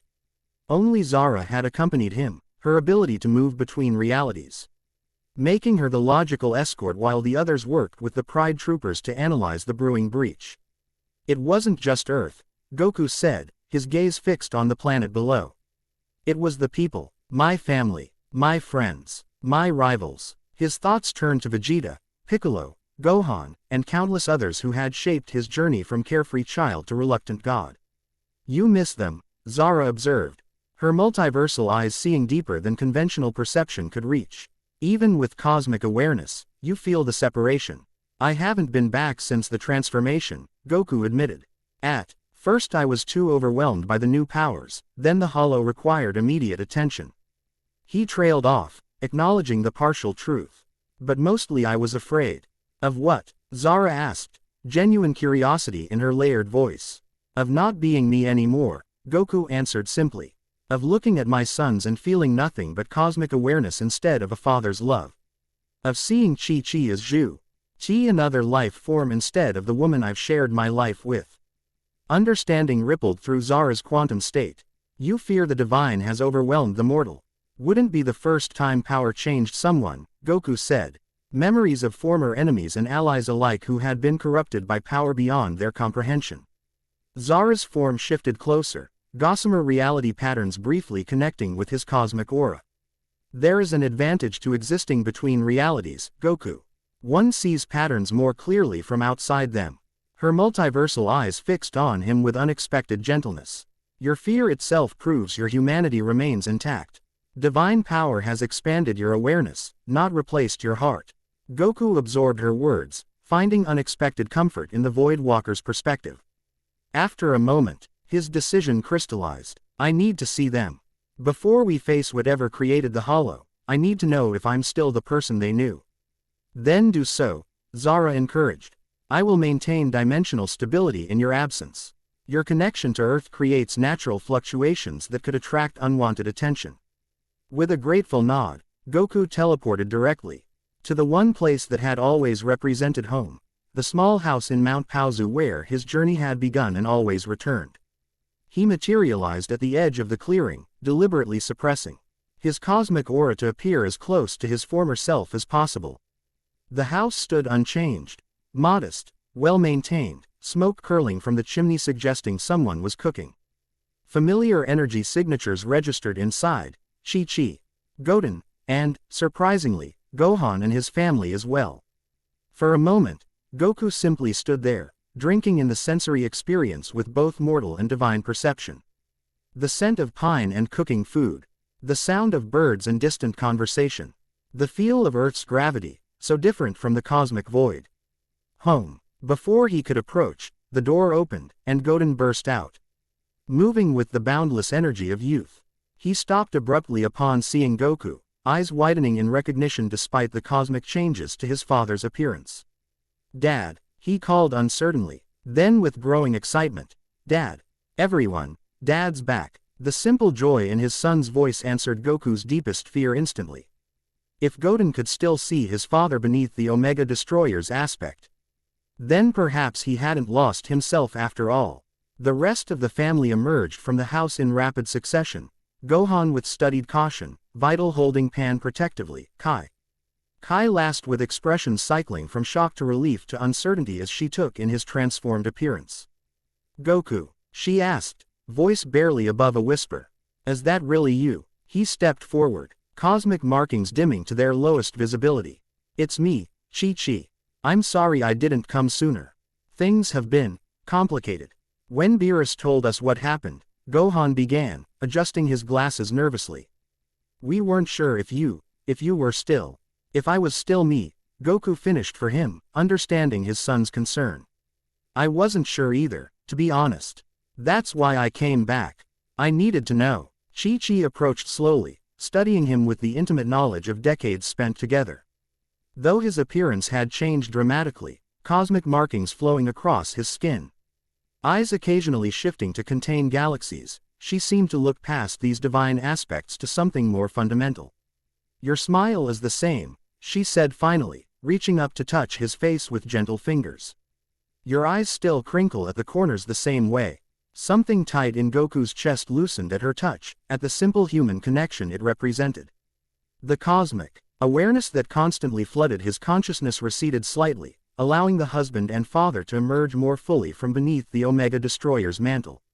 I missed you, he said simply, covering her hand with his own.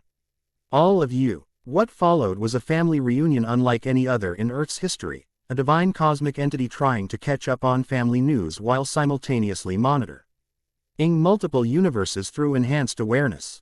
Goku sat at his own kitchen table, ate food prepared by his wife, though his divine form no longer required sustenance, and listened to his son's adventures in his absence.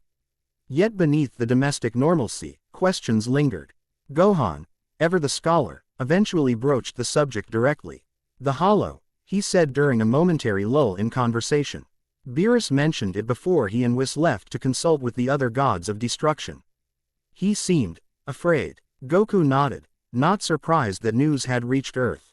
He should be. The hollow consumes entire universes. We've already lost Universe 19, and others are showing signs of infection. But you can stop it, right? Goten asked with the simple faith of a child in his father. You're the Omega Destroyer now. The innocent question carried weight beyond Goten's understanding. Goku chose his words carefully, aware of Chi-Chi's worried gaze. I'm trying. We've assembled a team, some cosmic entities like me, some mortals with special abilities. We've managed to contain outbreaks in Universe 6, and we're tracking the hollow to its source. You said, we, Chi-Chi noted, her perceptiveness undiminished by her husband's ascension to godhood. Who exactly are you working with? Goku smiled slightly, realizing how unusual his new allies would sound. Well, there's Amara, who designs universes, Serafina, who's the last of an ancient race called the Phoenix Covenant, Commander Kira, who leads a resistance network across multiple universes, and Zara, who exists between realities as a Void Walker. All women? Chi-Chi asked with raised eyebrows, maternal instincts apparently extending even to cosmic entities. It wasn't intentional, Goku replied with a hint of his old innocent confusion. They're just the ones who showed up to help. Gohan cleared his throat, scientists' curiosity overriding family dynamics. This hollow entity, what exactly is it? Beerus wasn't clear on its nature. That's because no one fully understands it, Goku admitted. It's not a creature or energy form in the conventional sense. It's more like anti-existence. A fundamental negation of reality itself. And someone created it deliberately, came a new voice from the doorway. All heads turned to find Zara standing there, her form slightly translucent as she maintained only partial manifestation in conventional reality. Her appearance drew startled exclamations from everyone except Goku, who had sensed her approach through his cosmic awareness. Sorry to interrupt, she continued, her layered voice creating subtle echoes in the small kitchen. But temporal momentum is accelerating at Nexus 7. The breach will form within 3 hours, not the 6 initially calculated. Goku stood immediately, cosmic markings brightening as his divine aspect responded to potential threat. The others, preparing as we discussed, Zara confirmed. Commander Kira has adapted Pride Trooper technology to create quantum shields against direct exposure. Amara and Serafina are establishing containment parameters. Chi-Chi looked between them, understanding dawning in her expression. You're going through it, aren't you? This breach. You're going to wherever this hollow thing comes from. It's the only way to stop it permanently, Goku confirmed gently. Sealing individual breaches is like treating symptoms while the disease spreads. But what's on the other side? Gohan asked, scientific mind immediately grasping the implications. If this entity is powerful enough to create something that threatens the multiverse. We'll find out, Goku said with the simple determination that had characterized him throughout his life, mortal and divine. And we'll find a way to stop it. Chi-Chi stood, moving to stand directly in front of her transformed husband. Despite the cosmic power now radiating from him, she faced him as she always had, as an equal in their shared life. You're coming back, she said. Not a question but a statement of fact. God or not, you're coming home when this is finished. Goku smiled, genuine warmth replacing divine radiance. I promise. The simple declaration carried weight that resonated beyond the small kitchen, cosmic markings briefly pulsing in response to his sincere emotion. In that moment, the distinction between Goku the mortal and the Omega Destroyer blurred. Revealing something new emerging, a cosmic entity anchored by human connections. Farewells were brief but heartfelt, his family understanding as they always had that when threats arose, Goku would face them. As he prepared to depart with Zara, Gohan approached with one final question. Dad, he said quietly, the prophecy Beerus mentioned, about the compassionate destroyer. Is that really you? Goku considered the question with newfound wisdom, divine understanding tempered by human perspective. I don't know about prophecies, Gohan. I just know that having power means using it to protect those who don't. That hasn't changed, even if I have. His son nodded, seeing in that answer everything he needed to know about whether his father remained himself despite cosmic transformation. As Goku and Zara prepared to transition between realities, a small figure darted forward, Pan, Gohan's daughter, barely 4 years old. Before anyone could stop her, she wrapped her arms around Goku's leg in a fierce hug. Grandpa still feels like Grandpa, she declared with childish certainty, looking up at him with complete trust. Just bigger inside now. The simple wisdom of a chill. D struck Goku more profoundly than any cosmic revelation.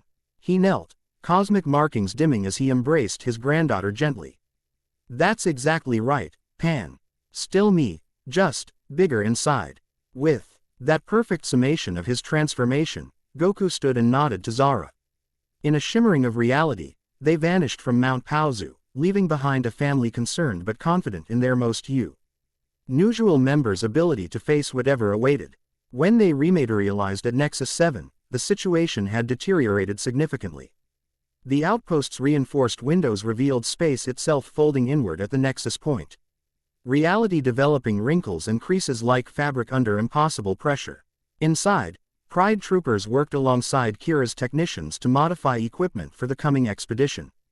While Amara and Serafina maintained a complex barrier around the forming breach. The anomaly accelerated the moment you left Earth, Kira reported, approaching Goku with brisk efficiency. She didn't quite hide her relief at his return. Almost as if your absence created an opportunity it was waiting for. Or as if someone recognized your cosmic signature at Earth and made a strategic decision, Jiren suggested from nearby. His penetrating gaze measuring Goku with renewed intensity. The entity controlling the hollow may be targeting what you value. The implication sent a chill through Goku despite his divine nature. Earth is protected, he stated, cosmic markings pulsing with increased energy. I've established barriers that not even the hollow can penetrate. For now, Amara cautioned, joining them while maintaining her portion of the containment field through divided attention. But the hollow evolves with each encounter. Given sufficient time, it could potentially overcome even Omega Destroyer level protections. Then we don't give it time, Goku decided, studying the forming breach with both conventional and cosmic perception. We take the fight to its source. Toppo approached, bearing equipment modified with technology from multiple universes. We've prepared quantum shields for the non-cosmic members of your team, he announced, presenting specialized devices to Kira. They should provide approximately 20 minutes of protection against direct exposure to the hollow's essence. 20 minutes to find whatever created it and stop it permanently, Kira mused. Examining the equipment with experienced eyes. Tight timeline, but workable. You shouldn't come, Goku said suddenly, drawing surprised looks from everyone. None of the mortals should. This level of danger is exactly what I've been fighting for years, Kira interrupted firmly. My resistance network has lost thousands to the hollow already. I won't stay behind when we finally have a chance to end it. The Pride troopers stand ready as well, Toppo declared, though Jiren remained silent, studying Goku with unreadable expression. Goku looked between them, seeing the determination in Kira's stance. The resolute duty in Toppo's bearing. His gaze shifted to his cosmic companions, Amara with her perfect precision, Serafina with her ancient wisdom, Zara with her multiversal perspective.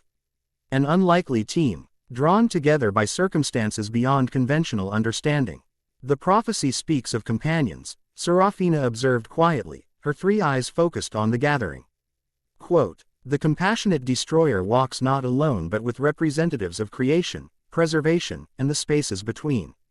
I don't care about prophecies, Kira stated flatly.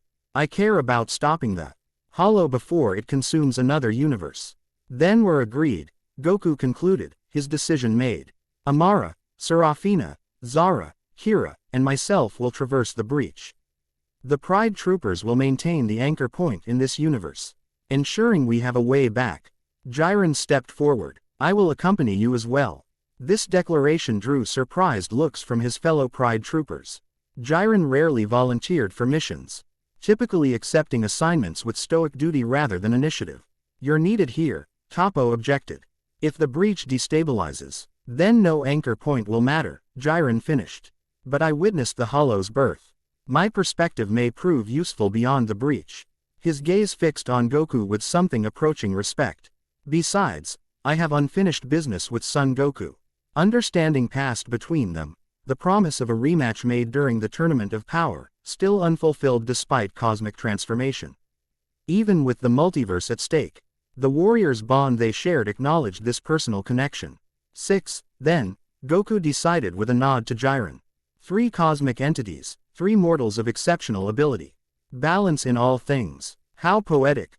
came a new voice, cutting through the tense atmosphere with casual confidence. Room for one more in your cosmic adventure party. All turned toward the source, a woman leaning against the doorframe with studied nonchalance that didn't quite hide the combat readiness in her posture. Her appearance was deceptively ordinary.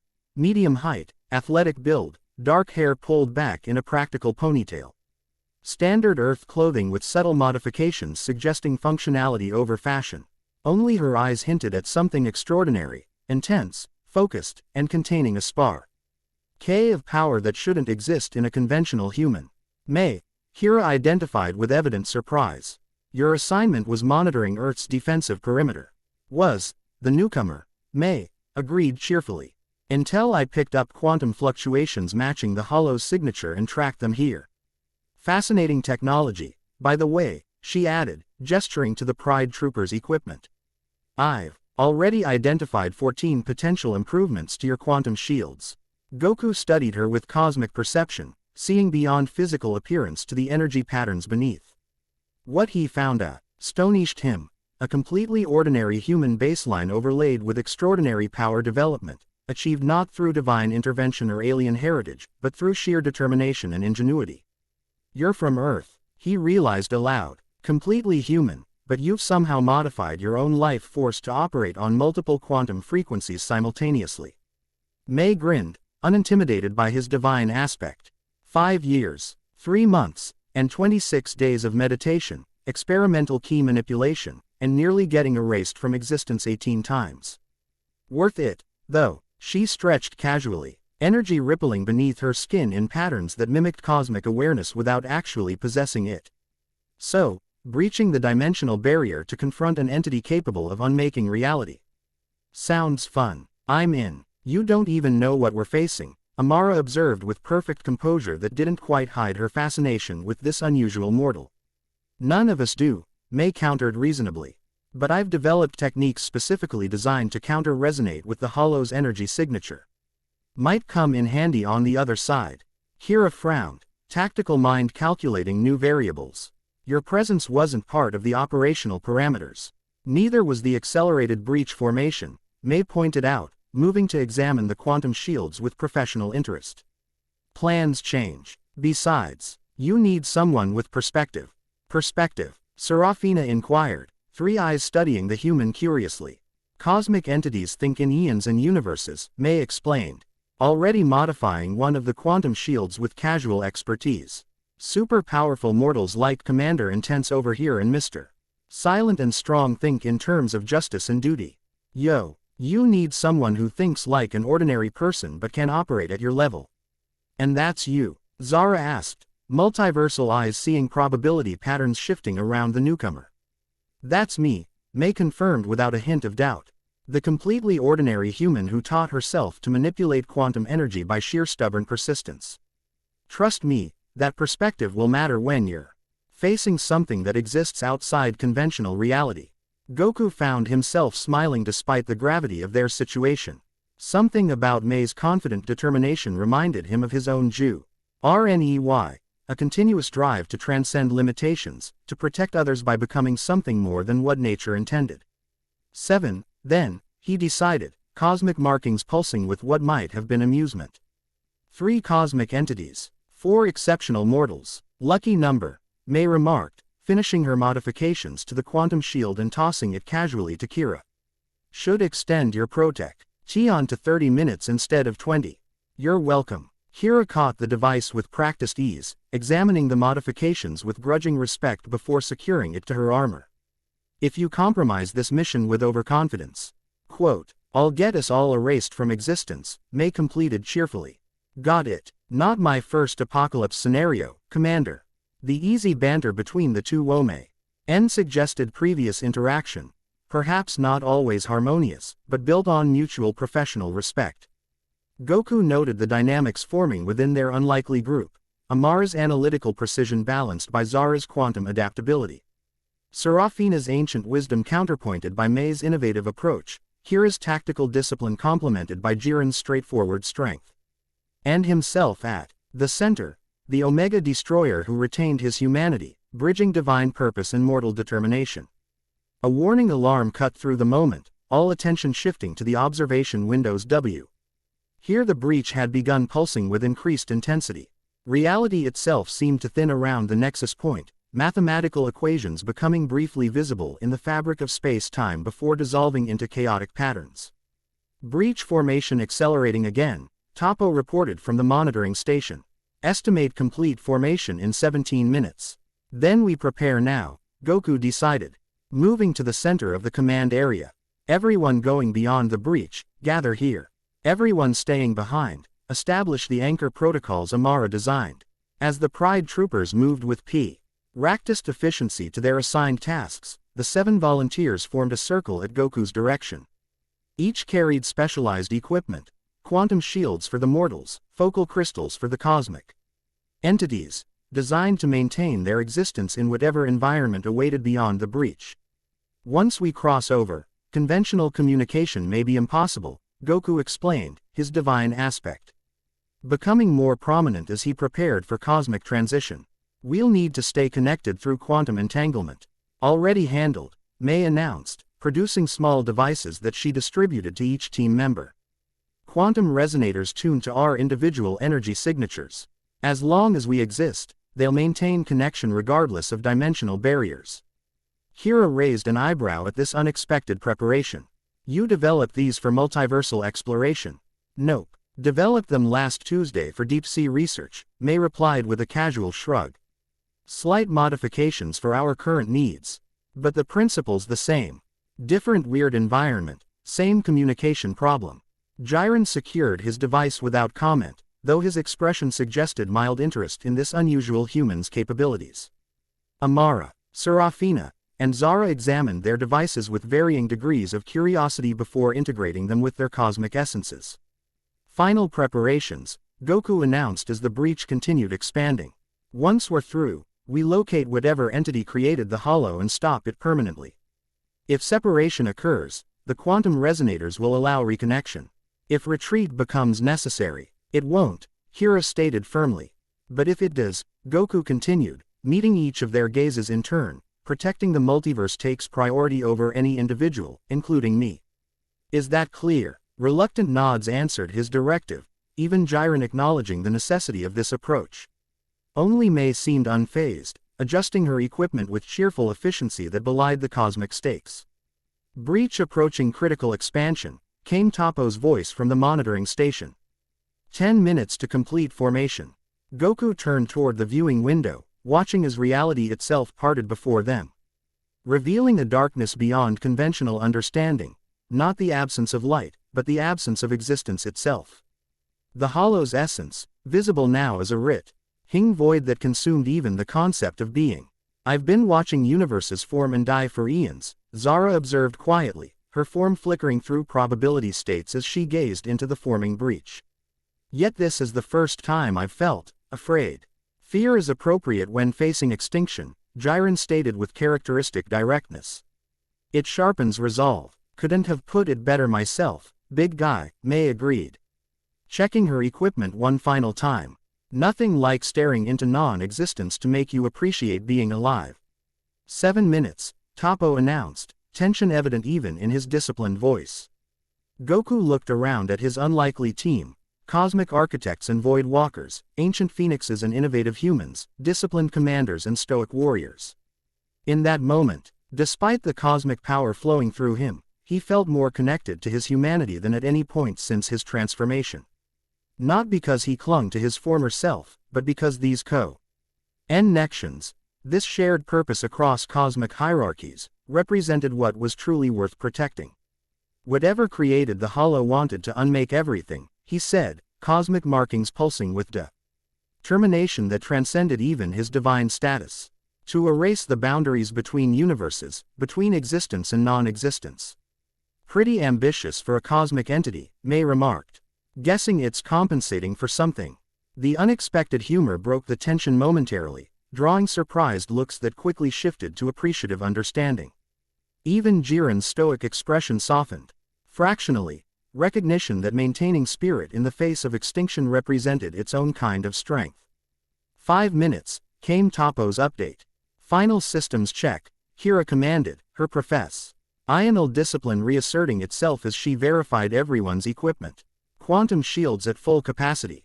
Communications active. Weapons. She paused, realizing the absurdity of conventional weapons against what awaited them. For whatever they're worth, the greatest weapon has always been the will to persist, Serafina observed, her phoenix fire burning with renewed intensity. The first act of existence is to continue existing. 3 minutes. Goku extended his cosmic awareness to its limits, scanning the breach as it formed fully before them.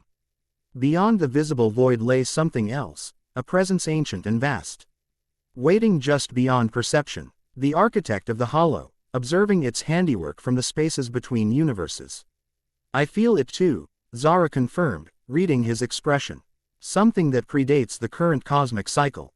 Perhaps even the Grand Priest himself. 1 minute. The breach stabilized into a perfect circle of nothingness, suspended in space like a mirror reflecting the absence of all things. Around its edges, reality itself seemed to fray, mathematical equations becoming visible before dissolving into chaos. Anchor protocols active, Topo reported. We'll maintain the return path as long as possible. Goku nodded his thanks to the Pride troopers, then turned to his team. Ready. Determination answered him, from Kira's resolute nod to Jiren's stoic acknowledgement. From Amara's precise calculations to Serafina's ancient wisdom, from Zara's multiversal perspective to Mei's innovative confidence. 7 beings from across the cosmic spectrum, united by purpose transcending their differences. Then let's introduce ourselves to whatever thinks it can unmake everything we care about, Goku said, his cosmic markings blazing with light T. Hat pushed back against the hollow's darkness. Together, they stepped into the void. Chapter 3. Rewriting the Divine Mandate. Time moved differently between universes. In the primordial void beyond the hollow's breach, it pooled and eddied like liquid, occasionally flowing backward or sideways through dimensions that had no names in mortal tongues. Here, at the edge of all possible realities, 7 travelers stood upon nothing. Surrounded by everything and its absence simultaneously.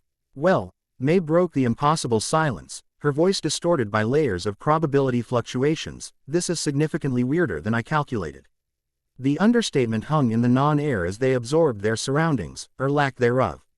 No stars shone in the night sky. No ground existed beneath their feet, yet they stood on something. Colors that had never existed in conventional reality rippled through the void, mathematical equations briefly becoming visible before dissolving back into nothingness.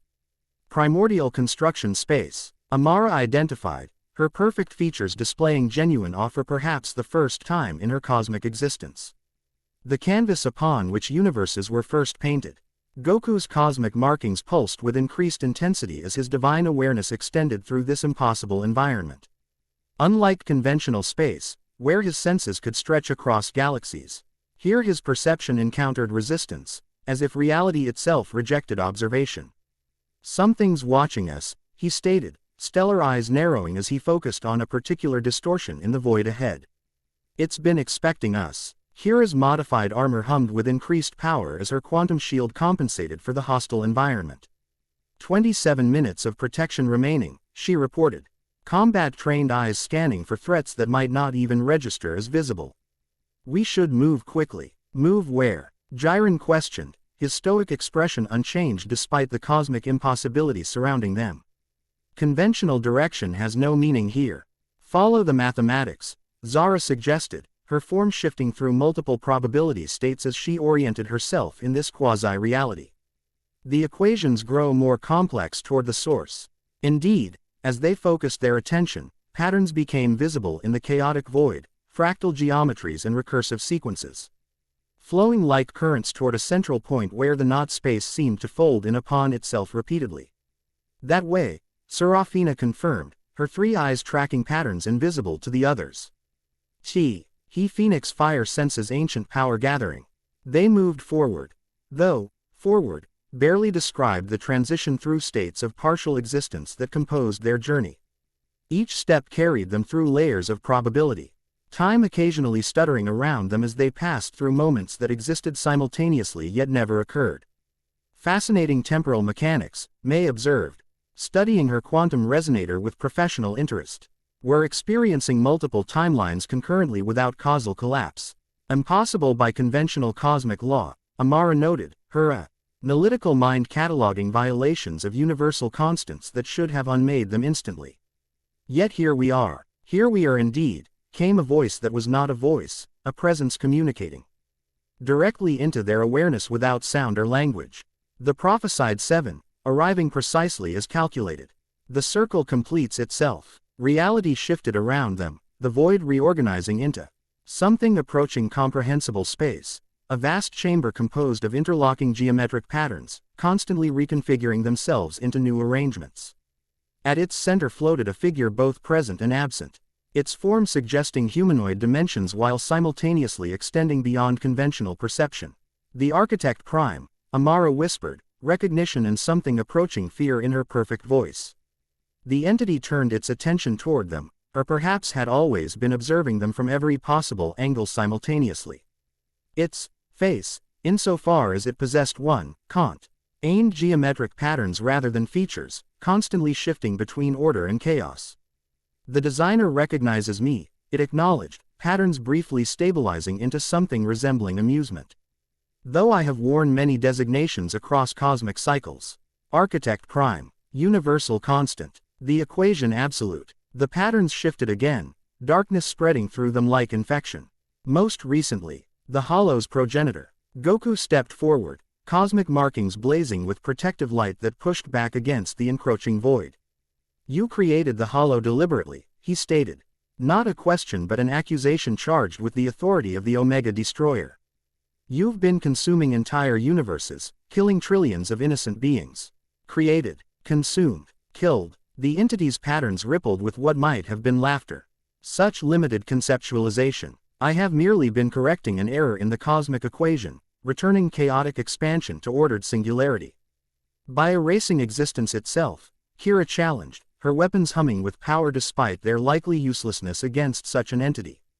That's not correction, that's annihilation. He Architect Prime's attention shifted to her, a terrible focus that would have unmade lesser beings instantly. The mortal commander speaks of concepts beyond her comprehension. Existence and non-exis. Tense are merely states in a larger pattern, a pattern that has grown unstable through unchecked expansion. The multiverse is evolving as intended, Amara countered, stepping forward to stand beside Goku. The current cosmic architecture maintains balance through controlled entropy and emergent order. An architecture built on flawed foundations, the entity dismissed.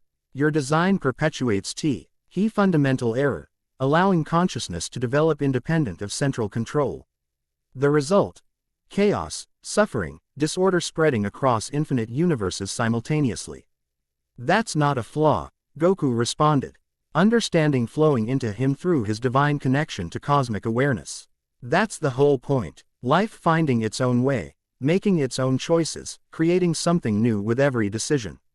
The Architect Prime's patterns darkened further, the Hollow's essence becoming more prominent in its composition.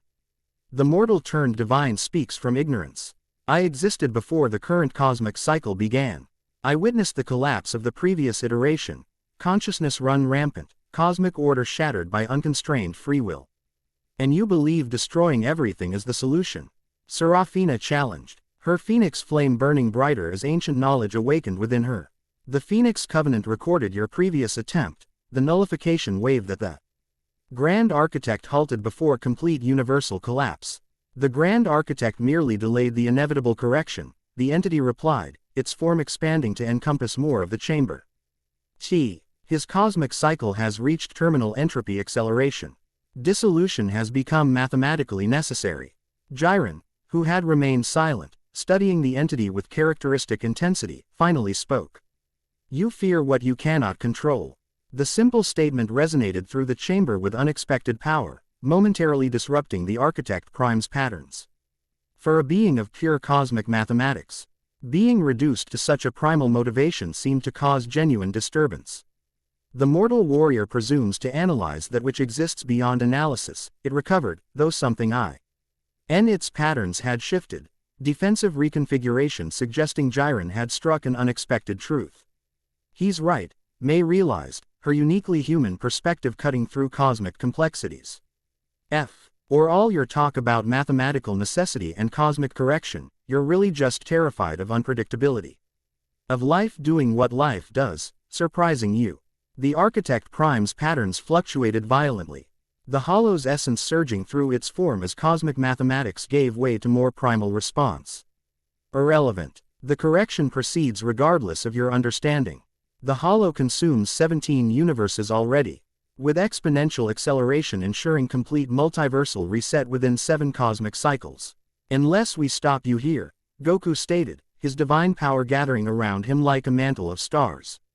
Which is exactly what we're going to do. The entity's response was immediate and catastrophic.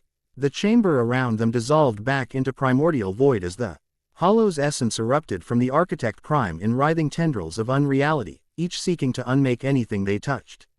The battle for existence itself had begun. 3 hours earlier, in the quiet of Mount Paozu, Chi-Chi had watched her husband prepare to leave for what might be his final battle. Despite the cosmic transformation that had changed him physically, she saw the same determination in his eyes that had been there since they were children. "You'll come back," she had told him, not a question but a statement of fact. A promise extracted not through pleading but through absolute certainty. Goku had smiled. That same smile that had won her heart decades ago, unchanged despite the galaxies now visible in his eyes. "I promise," he'd said simply. Now, standing in their kitchen after his departure, Chi-Chi found herself remembering all the promises he had made and kept over their years together. Despite adventures across universes, despite dying and returning, despite ascending to godhood itself, Goku remained fundamentally reliable in the ways that truly mattered. "He'll be back, Mom," Gohan assured her, sensing her thoughts as he often did. "Dad's faced impossible odds before." "I know," she replied, turning back to her cooking, finding comfort in the routine as she always had during Goku's absences. "It's just different this time," Gohan suggested. Chi-Chi nodded, expertly chopping vegetables with practiced precision. "Before, he was fighting to protect us, to protect Earth. Now he's responsible for everything, all universes, all reality." Her knife paused momentarily. "That's a burden even Goku shouldn't have to carry alone." "He's not alone," Gohan reminded her. "You saw the others with him. And he has us, even if we're not there physically." Chi-Chi resumed her chopping, a small smile forming despite her concern. "Those women with him, did you notice how they looked at him? Even the cosmic ones." Gohan adjusted his glasses awkwardly. Some conversations with his mother would always be uncomfortable, regardless of his age or academic achievements. Dad tends to have that effect on people. His sincerity draws them in. Chi-Chi hummed noncommittally, though her smile remained. After decades married to perhaps the most obliviously charming man in the universe, she had long ago made peace with the effect he had on others. "I suppose saving all of existence would only increase that particular talent." Their conversation was interrupted by a sudden pressure change, the air in the kitchen folding inward upon itself before resolving into a shimmering portal unlike any dimensional transition they had witnessed before. Through this impossible opening stepped a woman neither had seen before, tall and willowy with skin that shifted between translucent and opaque eyes containing reflected universes. "Forgiveness for the intrusion," she said, her voice layered with multiple tones speaking in perfect harmony. "I am Zara, a companion of your Goku." Chi-Chi's knife instantly shifted to a defensive position, motherly instincts honed by years of living in a household of superpowered fighters. "What's happened? Is Goku the Omega Destroyer proceeds as planned toward confrontation with the Hollow's progenitor," Zara assured them, her form shifting through probability states as she adjusted to conventional reality. "I have not come with news but with purpose." Gohan stepped forward, scholarly curiosity overcoming initial alarm. "You're a Void Walker. Dad mentioned you briefly." Zara inclined her head in acknowledgement. "Correct. I exist between realities, observing the spaces where universes connect." Her multiversal eyes fixed on Chi-Chi with unexpected gentleness. "And I have observed that the Omega Destroyer draws strength not from cosmic awareness, but from human connection." Chi-Chi lowered her knife slightly, maternal intuition sensing no threat from this unusual being. "What does that mean, exactly?" "It means," Zara explained, That while Goku faces the greatest threat to cosmic existence, his power remains anchored by bonds forged in this small dwelling. By memories created here, she gestured, and reality rippled around her hand, creating a small crystalline object that floated in the air between them. I have come to offer you a window. A window? Gohan questioned, adjusting his glasses as he studied the crystalline construct with scientific fascination. To witness what comes, Zara confirmed. The final battle occurs outside conventional space-time, beyond the reach of mortal perception. Yet, Goku's connection to this place, to you, creates quantum resonance that can be focused through proper channels. Chi-Chi approached the floating crystal, understanding dawning in her expression. You're offering to let us see Goku's battle. To be with him, even if only as observers. Precisely, Zara acknowledged. The compassionate destroyer draws strength from being witnessed by those he protects. From knowing his actions have meaning to specific individuals, not merely abstract multitudes. Chi-Chi and Gohan exchanged glances, decades of shared experiences with Goku allowing wordless communication between them. Then Chi-Chi nodded decisively, setting down her knife and wiping her hands on her apron. Show us, she said simply. Zara's form stabilized as she focused her power into the crystal, which expanded to create a viewing portal suspended in the kitchen air. Through this impossible window, reality itself seemed to fold outward, revealing a void beyond conventional understanding, and within it, 7 figures confronting an entity composed of shifting mathematical patterns. Goku, Chi-Chi whispered, instantly recognizing her husband despite the cosmic distance separating them. As if hearing her across that impossible gulf, his cosmic markings briefly pulsed brighter, divine power responding to the connection between them. Watch, Zara instructed as the confrontation unfolded before them. And know that he feels your presence, even now, at the edge of all existence. The battle transcended conventional understanding of combat. The Architect Prime wielded the hollow as both weapon and shield, unreality lashing out in patterns designed to erase rather than damage. Conventional tactics meant nothing against an entity that could simply remove the concept of opposition from existence itself. Yet the 7 had prepared for this impossibility as best they could. Goku's cosmic power created zones of protected reality around his companions, while Amara's precise knowledge of universal architecture allowed her to predict and counter the entity's mathematical attacks. Serafina's phoenix fire burned across multiple reality states simultaneously, purifying spaces corrupted by the hollow's touch. The mortals, despite their comparative limitations, proved surprisingly effective. Hira deployed modified technology that created resonance barriers against unreality, buying crucial seconds for repositioning. Jiren's tremendous willpower and energy projection functioned as a battering ram against the entity's defenses, forcing it to divert resources to multiple fronts simultaneously. And Mei, the ordinary human who had taught herself extraordinary skills, contributed innovations that even cosmic beings hadn't considered, quantum countermeasures that briefly disrupted the hollow's coherence.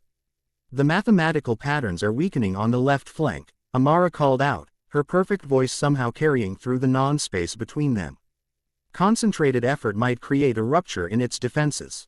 Goku nodded, cosmic markings blazing as he redirected his attack toward the identified weakness. Jiren, Hira, converge with me. Serafina, maintain purification barriers. Zara, Mei, prepare for phase shift on my mark. They moved with coordinated precision, millennia of cosmic experience merging seamlessly with mortal adaptability. The Architect Prime's patterns fluctuated in response, mathematical equations reconfiguring to address the new threat vector. Fascinating cooperation, the entity observed even as it unleashed new tendrils of unreality. Cosmic entities and mortals functioning as unified system rather than hierarchical structure. An unexpected variable in the equation. That's what you've never understood, Goku replied, driving his attack deeper into the entity's weakened flank. Life isn't an equation, it's connection, growth, surprise, things that can't be calculated. Irrelevant semantics, the Architect Prime dismissed, though its defensive patterns grew increasingly complex. All phenomena can be reduced to mathematical expression, given sufficient analytical framework. Then express this, Mei challenged, activating a Devic of her own design that briefly inverted local probability fields. The effect lasted only microseconds, but created a momentary disruption in the entity's patterns, a cosmic stutter that allowed Jiren to drive his attack directly into the Architect Prime's core structure. The entity recoiled, mathematical patterns fragmenting before reconfiguring. The human anomaly employs principles beyond her comprehension. Dangerous, unpredictable. Quote, "That's humanity in a nutshell," Kira commented, repositioning her quantum shields to protect Mei from immediate retaliation.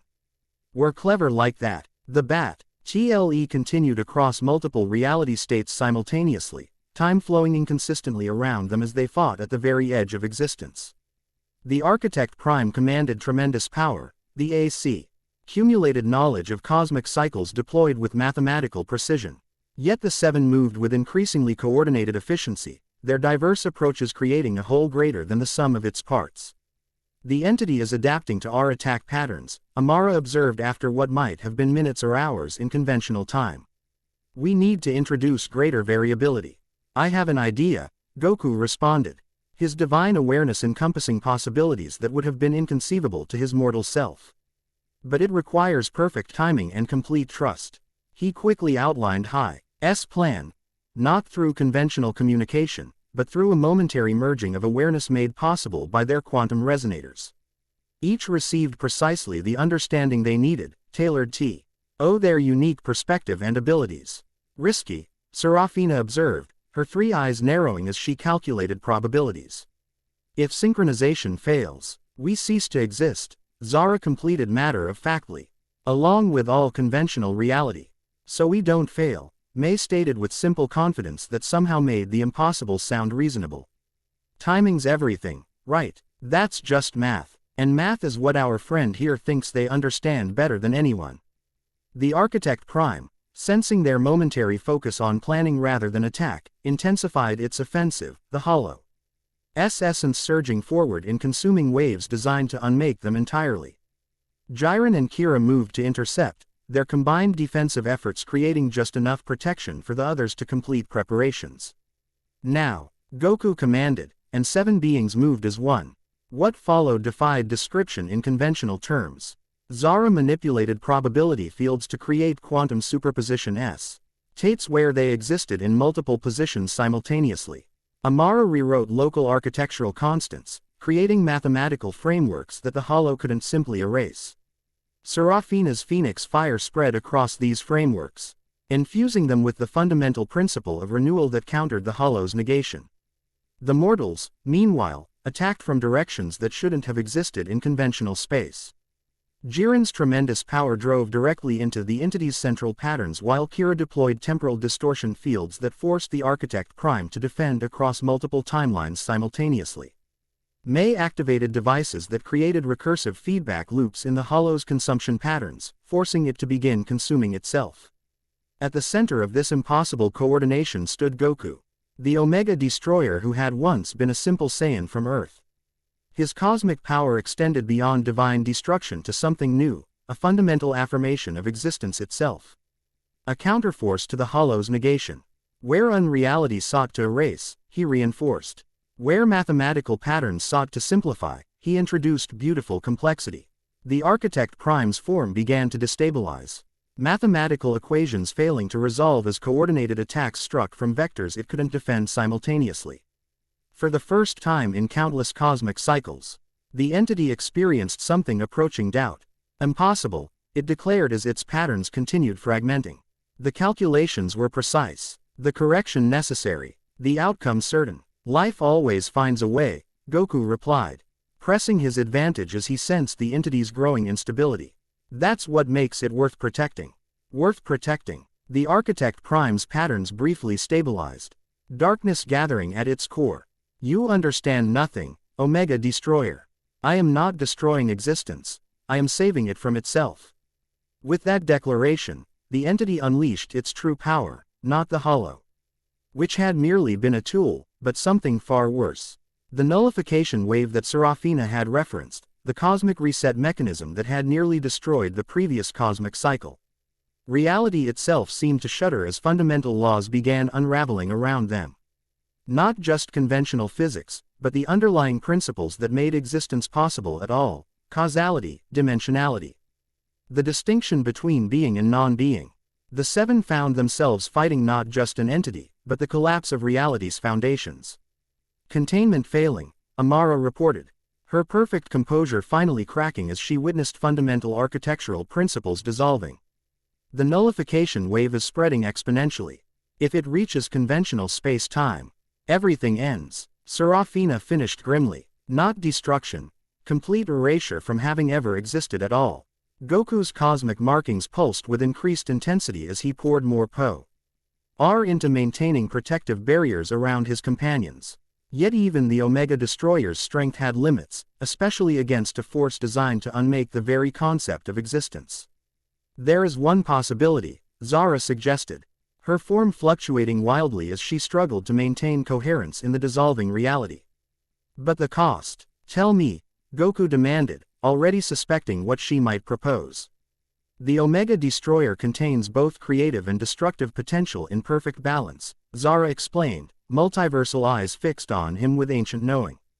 If you release that Bala, NCE entirely, surrender the distinction between those forces, you could theoretically counter the nullification wave with equal force.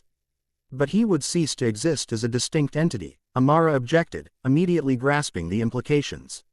His consciousness would disperse across all reality simultaneously. He would become everything and nothing, Serafina confirmed solemnly. The ultimate sacrifice. Kira moved closer to Goku, her quantum shield flickering as it struggled against the dissolving reality. There has to be another way, she insisted, the commander's discipline momentarily giving way to something more personal. You promised to return. Goku looked at each of his companions, cosmic entities and exceptional mortals who had followed him to the edge of existence itself.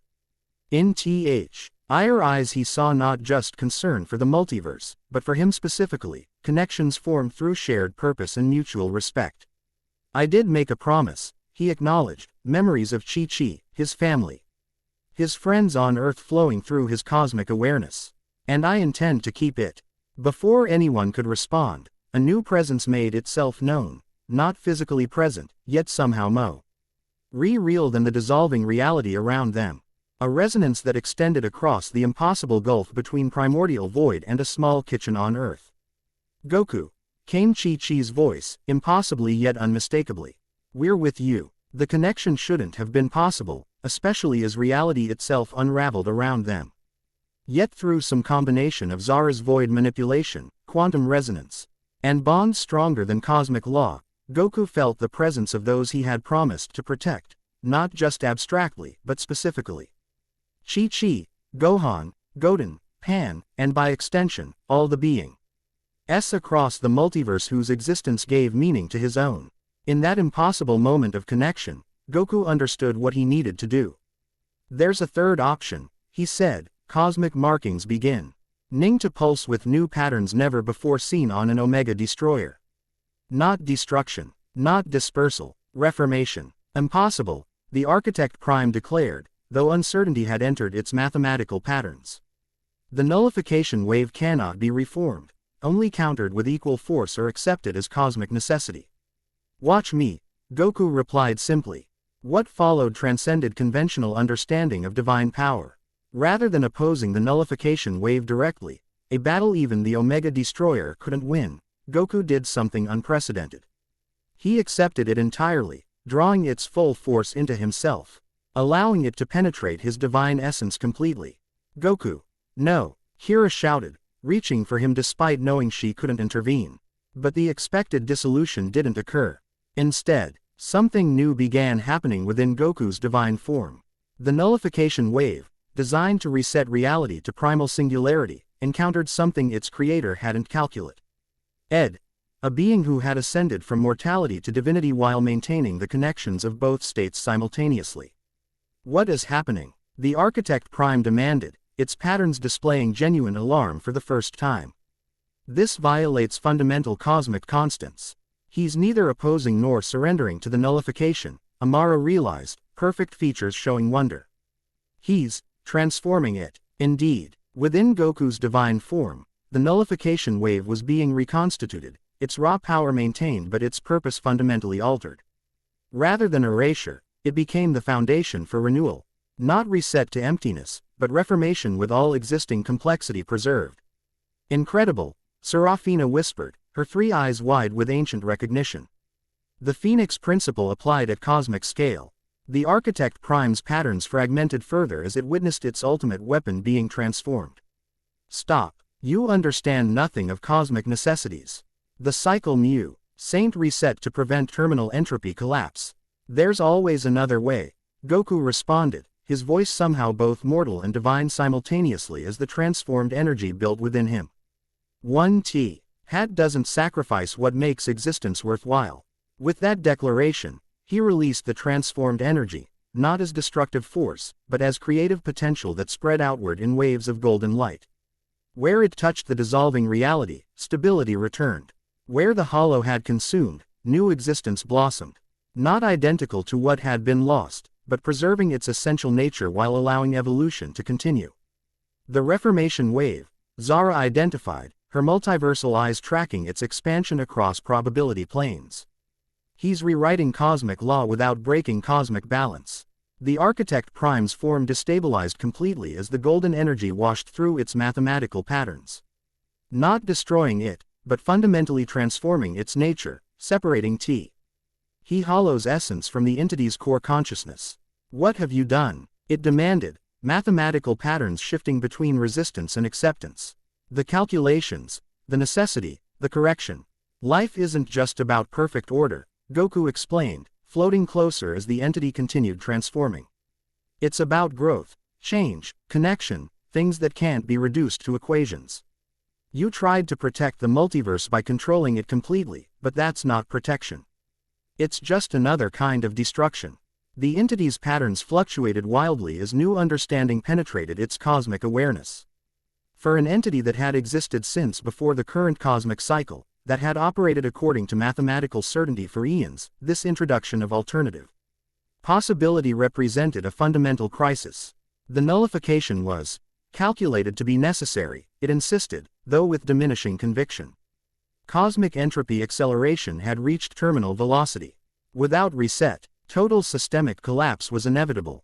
According to your calculations, May pointed out, the ordinary human addressing a primordial cosmic entity with remarkable confidence.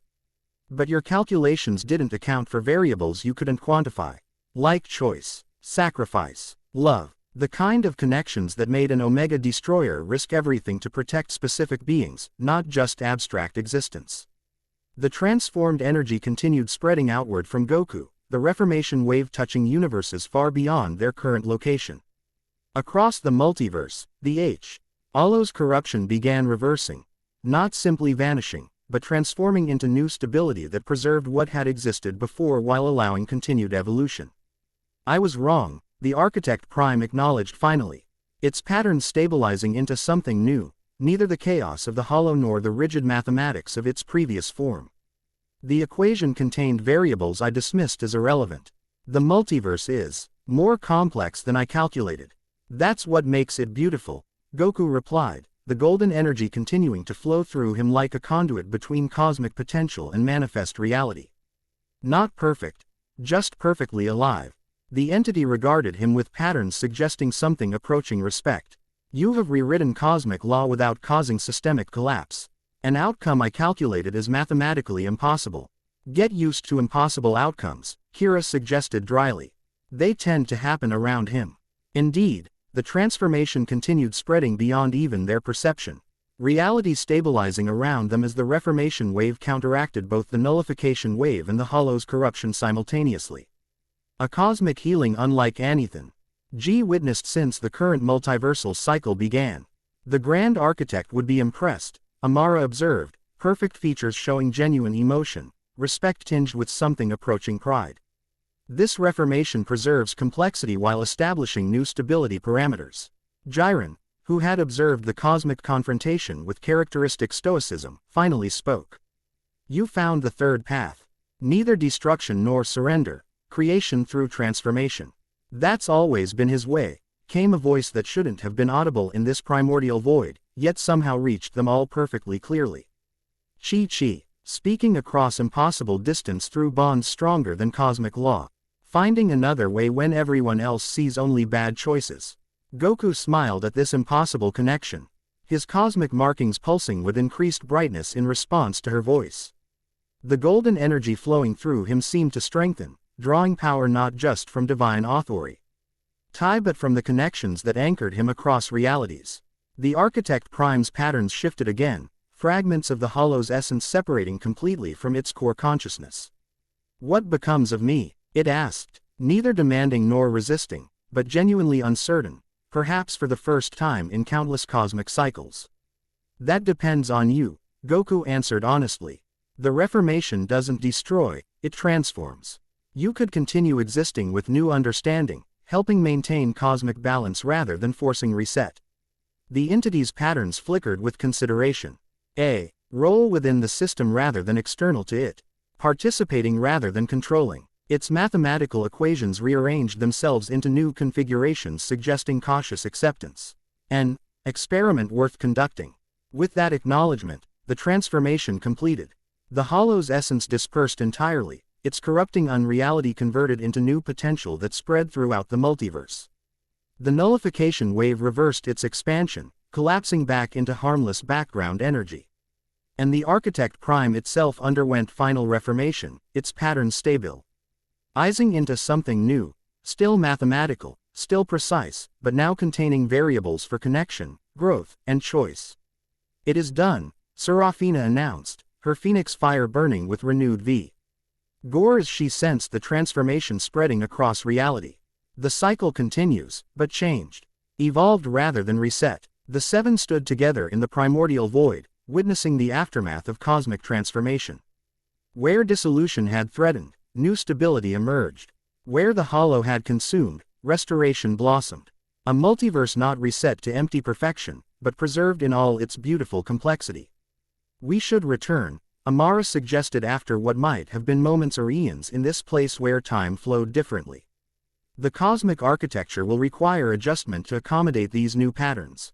Goku nodded, though his attention remained partially focused on the transformed entity before them. "Will you help?" he asked the former Architect Prime directly. "Your knowledge of cosmic mathematics could be valuable in stabilizing what we've changed." The entity's patterns shifted in what might have been consideration. A cooperative role rather than unilateral intervention. An unfamiliar approach, but potentially optimal under revised parameters. Its form began reconfiguring into something more compatible with conventional reality. "I accept." With that agreement, a new chapter in cosmic history began. Not through destruction and rebirth, but through transformation and renewal, the multiverse preserved rather than reset, evolved rather than controlled. As they prepared to return to conventional space-time, Goku felt the connection to Earth remained strong despite impossible distance. Chi-Chi, his family, his home, anchors that had prevented his complete dissolution when he absorbed the nullification wave. Proof that even at the edge of existence, bonds of love could transcend cosmic law. "Let's go home," he said simply, and reality shifted around them once more.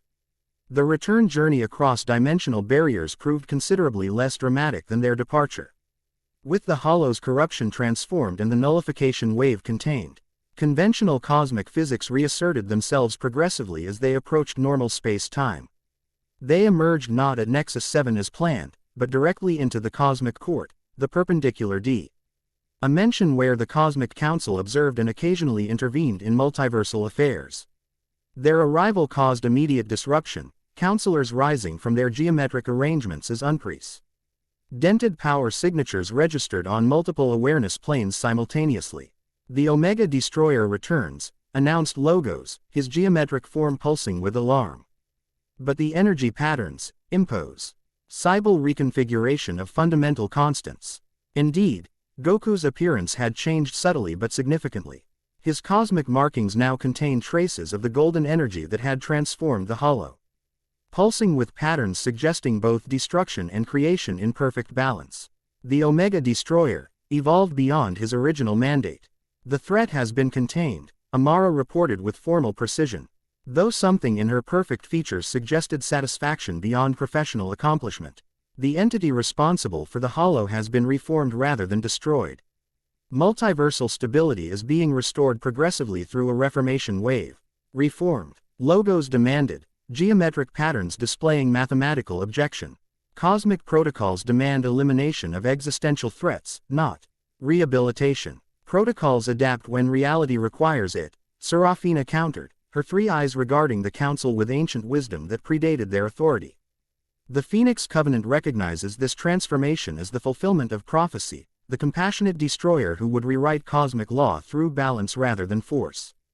The counselors erupt, in overlapping objections and observations, cosmic energies flaring as competing perspectives clashed. Through it all, Goku remained calm at the center, the golden energy flowing through his Marken GS in steady pulses that seemed to stabilize the chaotic reactions around him.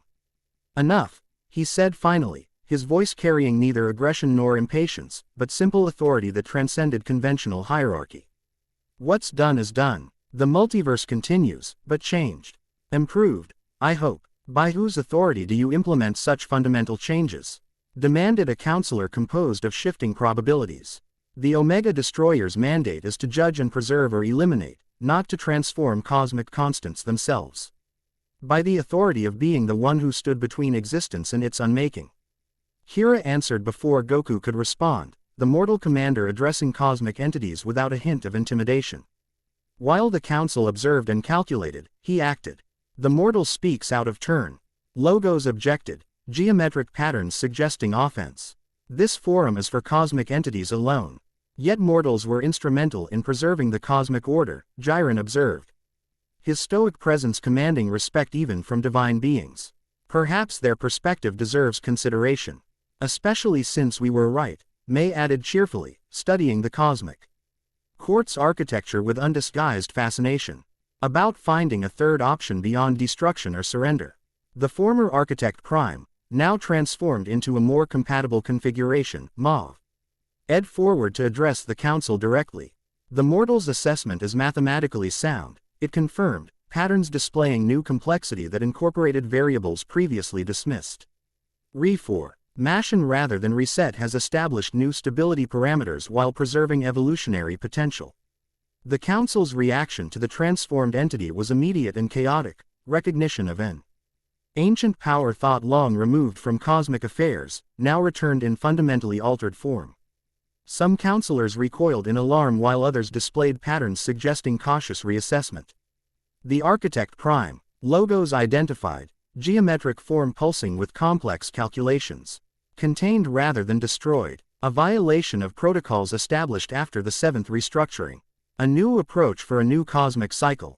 The entity responded, its patterns displaying neither hostility nor dominance, but something approaching collaborative potential. Mathematical precision enhanced, by recognition of connection variables previously excluded from calculations. Amara stepped forward, her perfect features displaying determination beneath her usual composure. As designer of cosmic architecture, I formally endorse this approach. The Reformation wave establishes enhanced stability without sacrificing complexity, an outcome superior to either continued entropic acceleration or complete reset. Her endorsement carried significant weight, given her position and authority within cosmic hierarchy. Several counselors shifted from opposition to cautious consideration, cosmic energy's reconfiguring to accommodate new possibilities. The Phoenix Covenant adds its endorsement, Serafina declared, her three eyes focusing on each counselor in turn. We who have witnessed 18 SMIC cycles recognize this transformation as evolutionary progression rather than disruptive deviation. The Void Walkers concur, Zara added, her form shifting through multiple probability states simultaneously. The spaces between realities show harmonization patterns consistent with improved multiversal stability. The council chamber fell silent as these unprecedented endorsements registered across multiple awareness planes. Three ancient cosmic forces, designers, phoenixes, and void walkers, united in support of fundamental change to reality's operating parameters. Finally, Logos spoke again, geometric patterns suggesting reluctant accommodation. The Cosmic Council acknowledges these assessments, though full analysis of implications will require extended calculation. His attention shifted to Goku specifically. However, the Omega Destroyer's role requires reconsideration. The mandate was precise, the boundaries clear. You have exceeded both. Maybe that's exactly what was needed, Goku responded simply. The golden energy flowing through his cosmic markings in steady, calming pulses. The multiverse is too complex, too full of life and possibility to be governed by rigid rules that never change. What do you propose? Asked another counselor, her form constantly shifting between different states of matter. Abandonment of cosmic oversight entirely. Not abandonment, evolution, Goku clarified, understanding flowing into him from the cosmic awareness that now operated in harmony with his mortal perspective. A new approach that preserves without controlling, that guides without dictating, that values connection as much as balance. A cosmic council that listens to those it governs, Kira suggested, her tactical mind already calculating implications for resistance movements across multiple universes. That considers impact rather than merely mathematical efficiency. That incorporates diverse perspectives rather than uniform consensus, May added, her unikel. Why human viewpoint cutting through cosmic complexities with refreshing directness? The multiverse is messy. Your governance should reflect that reality, not ignore it. Preposterous, Logos objected, though with noticeably less conviction than before. Cosmic governance requires consistency, predictability, uniform application of established principles. Yet it was precisely those limitations had allowed the hollow to develop undetected, Jiren observed, his penetrating insight striking at the core weakness in the council's approach. Perfect consistency created perfect blind spots. The council chamber erupted in renewed debate. Cosmic energies fluctuating as competing perspectives sought dominance. Through it all, Goku remained calm at the center, neither imposing his will nor retreating from his position. The golden energy continued flowing through his cosmic markings, creating a zone of stability amid chaotic discourse. Perhaps, suggested a counselor who had remained silent until now, her form composed of interwoven light patterns, a demonstration of this new approach would be more illuminating than theoretical debate. All attention shifted to this unexpected suggestion. The counselor, Illumina, weaver of cosmic narratives, was known for observing rather than intervening, recording cosmic developments rather than directing them. What kind of demonstration? Goku asked, sensing opportunity in her proposal. The universes require healing after the hollow's corruption, Illumina explained, light patterns weaving complex illustrations as she spoke. Conventional protocols would prescribe standardized restoration algorithms applied universally. Your approach would presumably differ. Goku considered this challenge, looking to his companions for input. Each offered perspective from their unique position.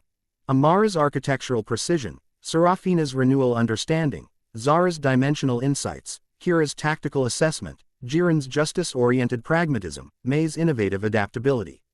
We'll establish a new framework, Goku decided finally. A cosmic restoration council composed of representatives from across reality, cosmic entities, exceptional mortals.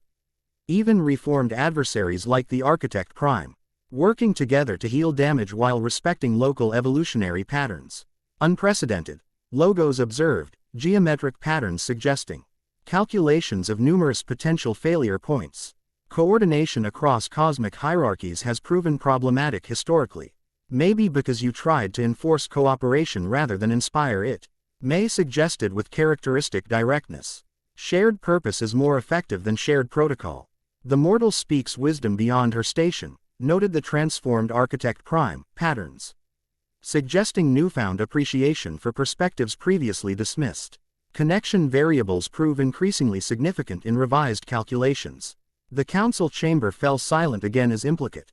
Ions rippled through cosmic awareness planes. What Goku proposed represented fundamental restructuring of how reality itself was governed, not through revolution or reset, but through evolutionary transformation that preserved existing structures while allowing new growth.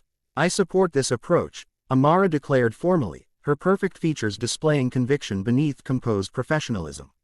As designer of cosmic architecture, I recognize the potential for enhanced stability through adaptive governance rather than rigid enforcement.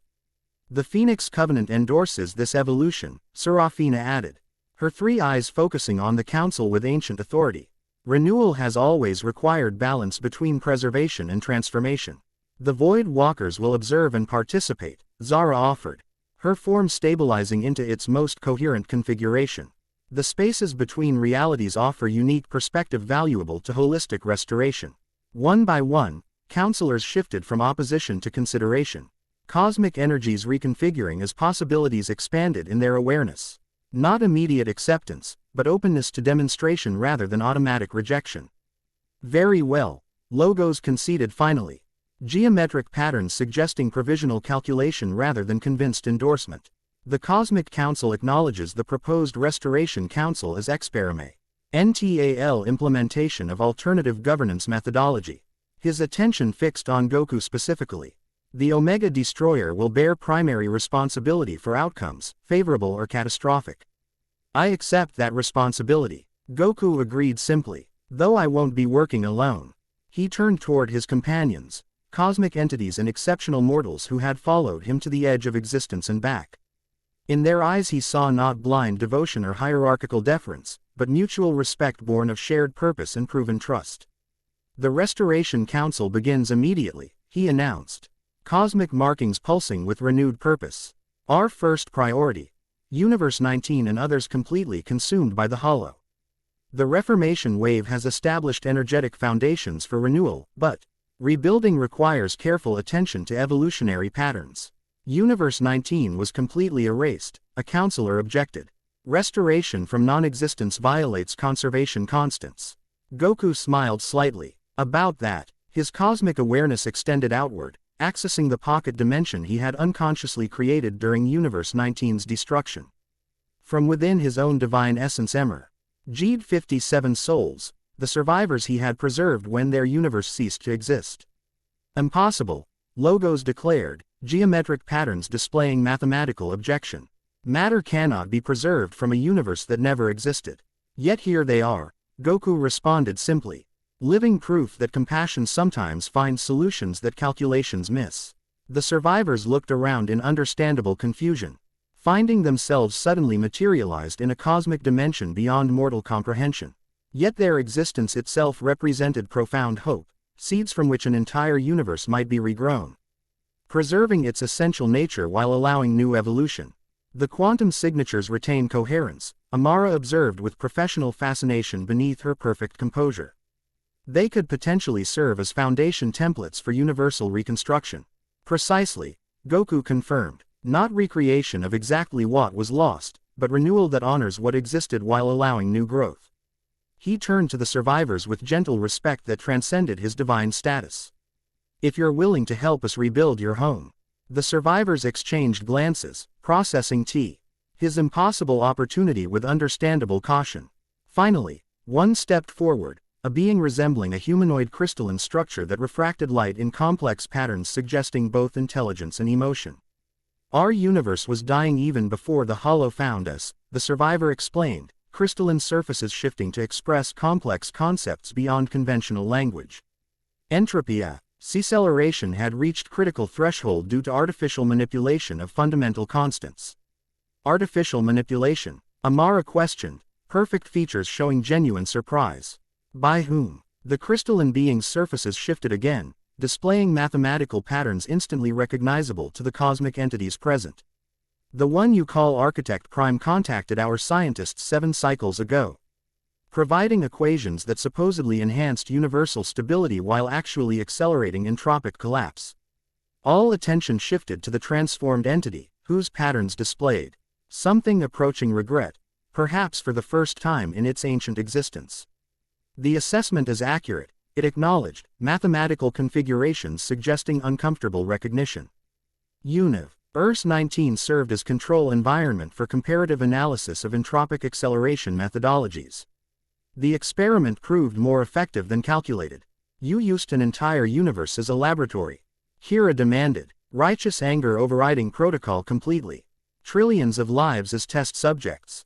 Previous cosmic perspective deemed individual consciousness statistically insignificant compared to system-wide outcomes. The entity explained, patterns suggesting not justification but acknowledgement of flawed methodology. Revised calculations incorporating connection variables indicate fundamental error in this approach. That's putting it mildly, May observed dryly. The crystalline survivor studied the transformed entity with compound sensory organs that perceived across multiple awareness planes simultaneously. You have changed, it observed finally. Your patterns display integration variables previously absent. Yes, the former Architect Prime acknowledged. Transformity. On rather than destruction has introduced new calculation parameters. I regret the methodology employed previously. This acknowledgement, perhaps the first apology offered by a primordial cosmic ent. Ity to beings it had previously considered statistically irrelevant, resonated through the council chamber with profound significance. Not merely words, but fundamental shift in relationship between cosmic governance and those governed. Then help us rebuild, Goku suggested, addressing both the survivors and the transformed entity. Not exactly what was lost, but something new that honors what existed while avoiding previous weaknesses. Quote, the crystalline being's surfaces shifted through complex calculations before settling into patterns suggesting cautious agreement. Cooperative reconstruction rather than imposed restoration. An approach worthy of experimental implementation. And thus the Cosmic Restoration Council began its work, not through formal decree or rigid protocol, but through purpose that transcended conventional hierarchies.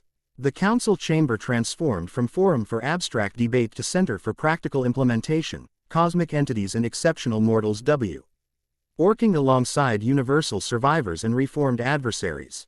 At the center of this unprecedented collaboration stood Goku, the Omega Destroyer who had transcended his mandate without abandoning his responsibility.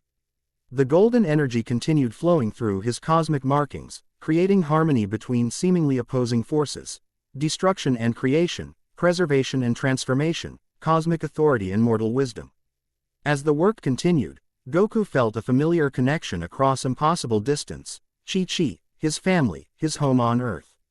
Anchors that kept him grounded despite cosmic power. Reminders of why the multiverse in all its messy complexity deserved protection rather than control. I'll be home soon, he promised across that connection, feeling their response not in words but in emotional resonance that transcended conventional communication. Not just acknowledgement, but understanding, trust that he would return when cosmic responsibility allowed, just as he always had. Lu, king around at the unprecedented gathering in the cosmic court, Amara sharing architectural insights with Universe 19 survivors, Serafina discussing renewal principles with formerly hostile counselors. Zara explaining dimensional mechanics to fascinated cosmic entities, Kira and Jiren establishing justice parameters for restoration efforts, May improvising solutions to problems others considered insurmountable. The transformed architect Prime contributing mathematical precision to collaborative projects, Goku felt something beyond pride or satisfaction. He felt hope, not just for restoration of what had been lost, but for evolution towards something better, a multiverse where cosmic governance served life rather than merely maintaining order, where connection mattered as much as balance, compassion informed even the most fundamental decisions about reality itself. The Omega Destroyer had become something new, something unprecedented, not merely the ultimate arbiter of universal fate, but the catalyst for cosmic evolution. Not through imposing his will, but through bringing together diverse perspectives united by shared purpose. As universal restoration took its first steps, the formation wave continuing to spread healing energy throughout reality while specific intervention addressed particular damage, Goku allowed himself a moment of quiet satisfaction. The battle against Hollow had been won not through superior force but through transformation, finding the third path when others saw only destruction or surrender. That approach, he realized, had characterized his entire life. From mortal Saiyan to cosmic entity. Always seeking another way, always believing connection mattered more than power, always finding hope where others saw only endings. Some things, it seemed, transcended even the transition from mortality to divinity. Some truths remained constant across cosmic transformation. Goku smiled, cosmic markings pulsing with renewed purpose as he rejoined the collaborative work of healing reality itself. The compassionate destroyer had found his true role, not ending worlds, but helping them begin again. The multiverse continued its endless dance, but the rhythm had changed. Evolved, improved, and somewhere in that vast, infinite complexity, a small house on Mount Paozu waited for his return, proof that even gods need a place to call home. _____. The end. Thank you for watching this video. Please be sure to subscribe to our channel and like this video.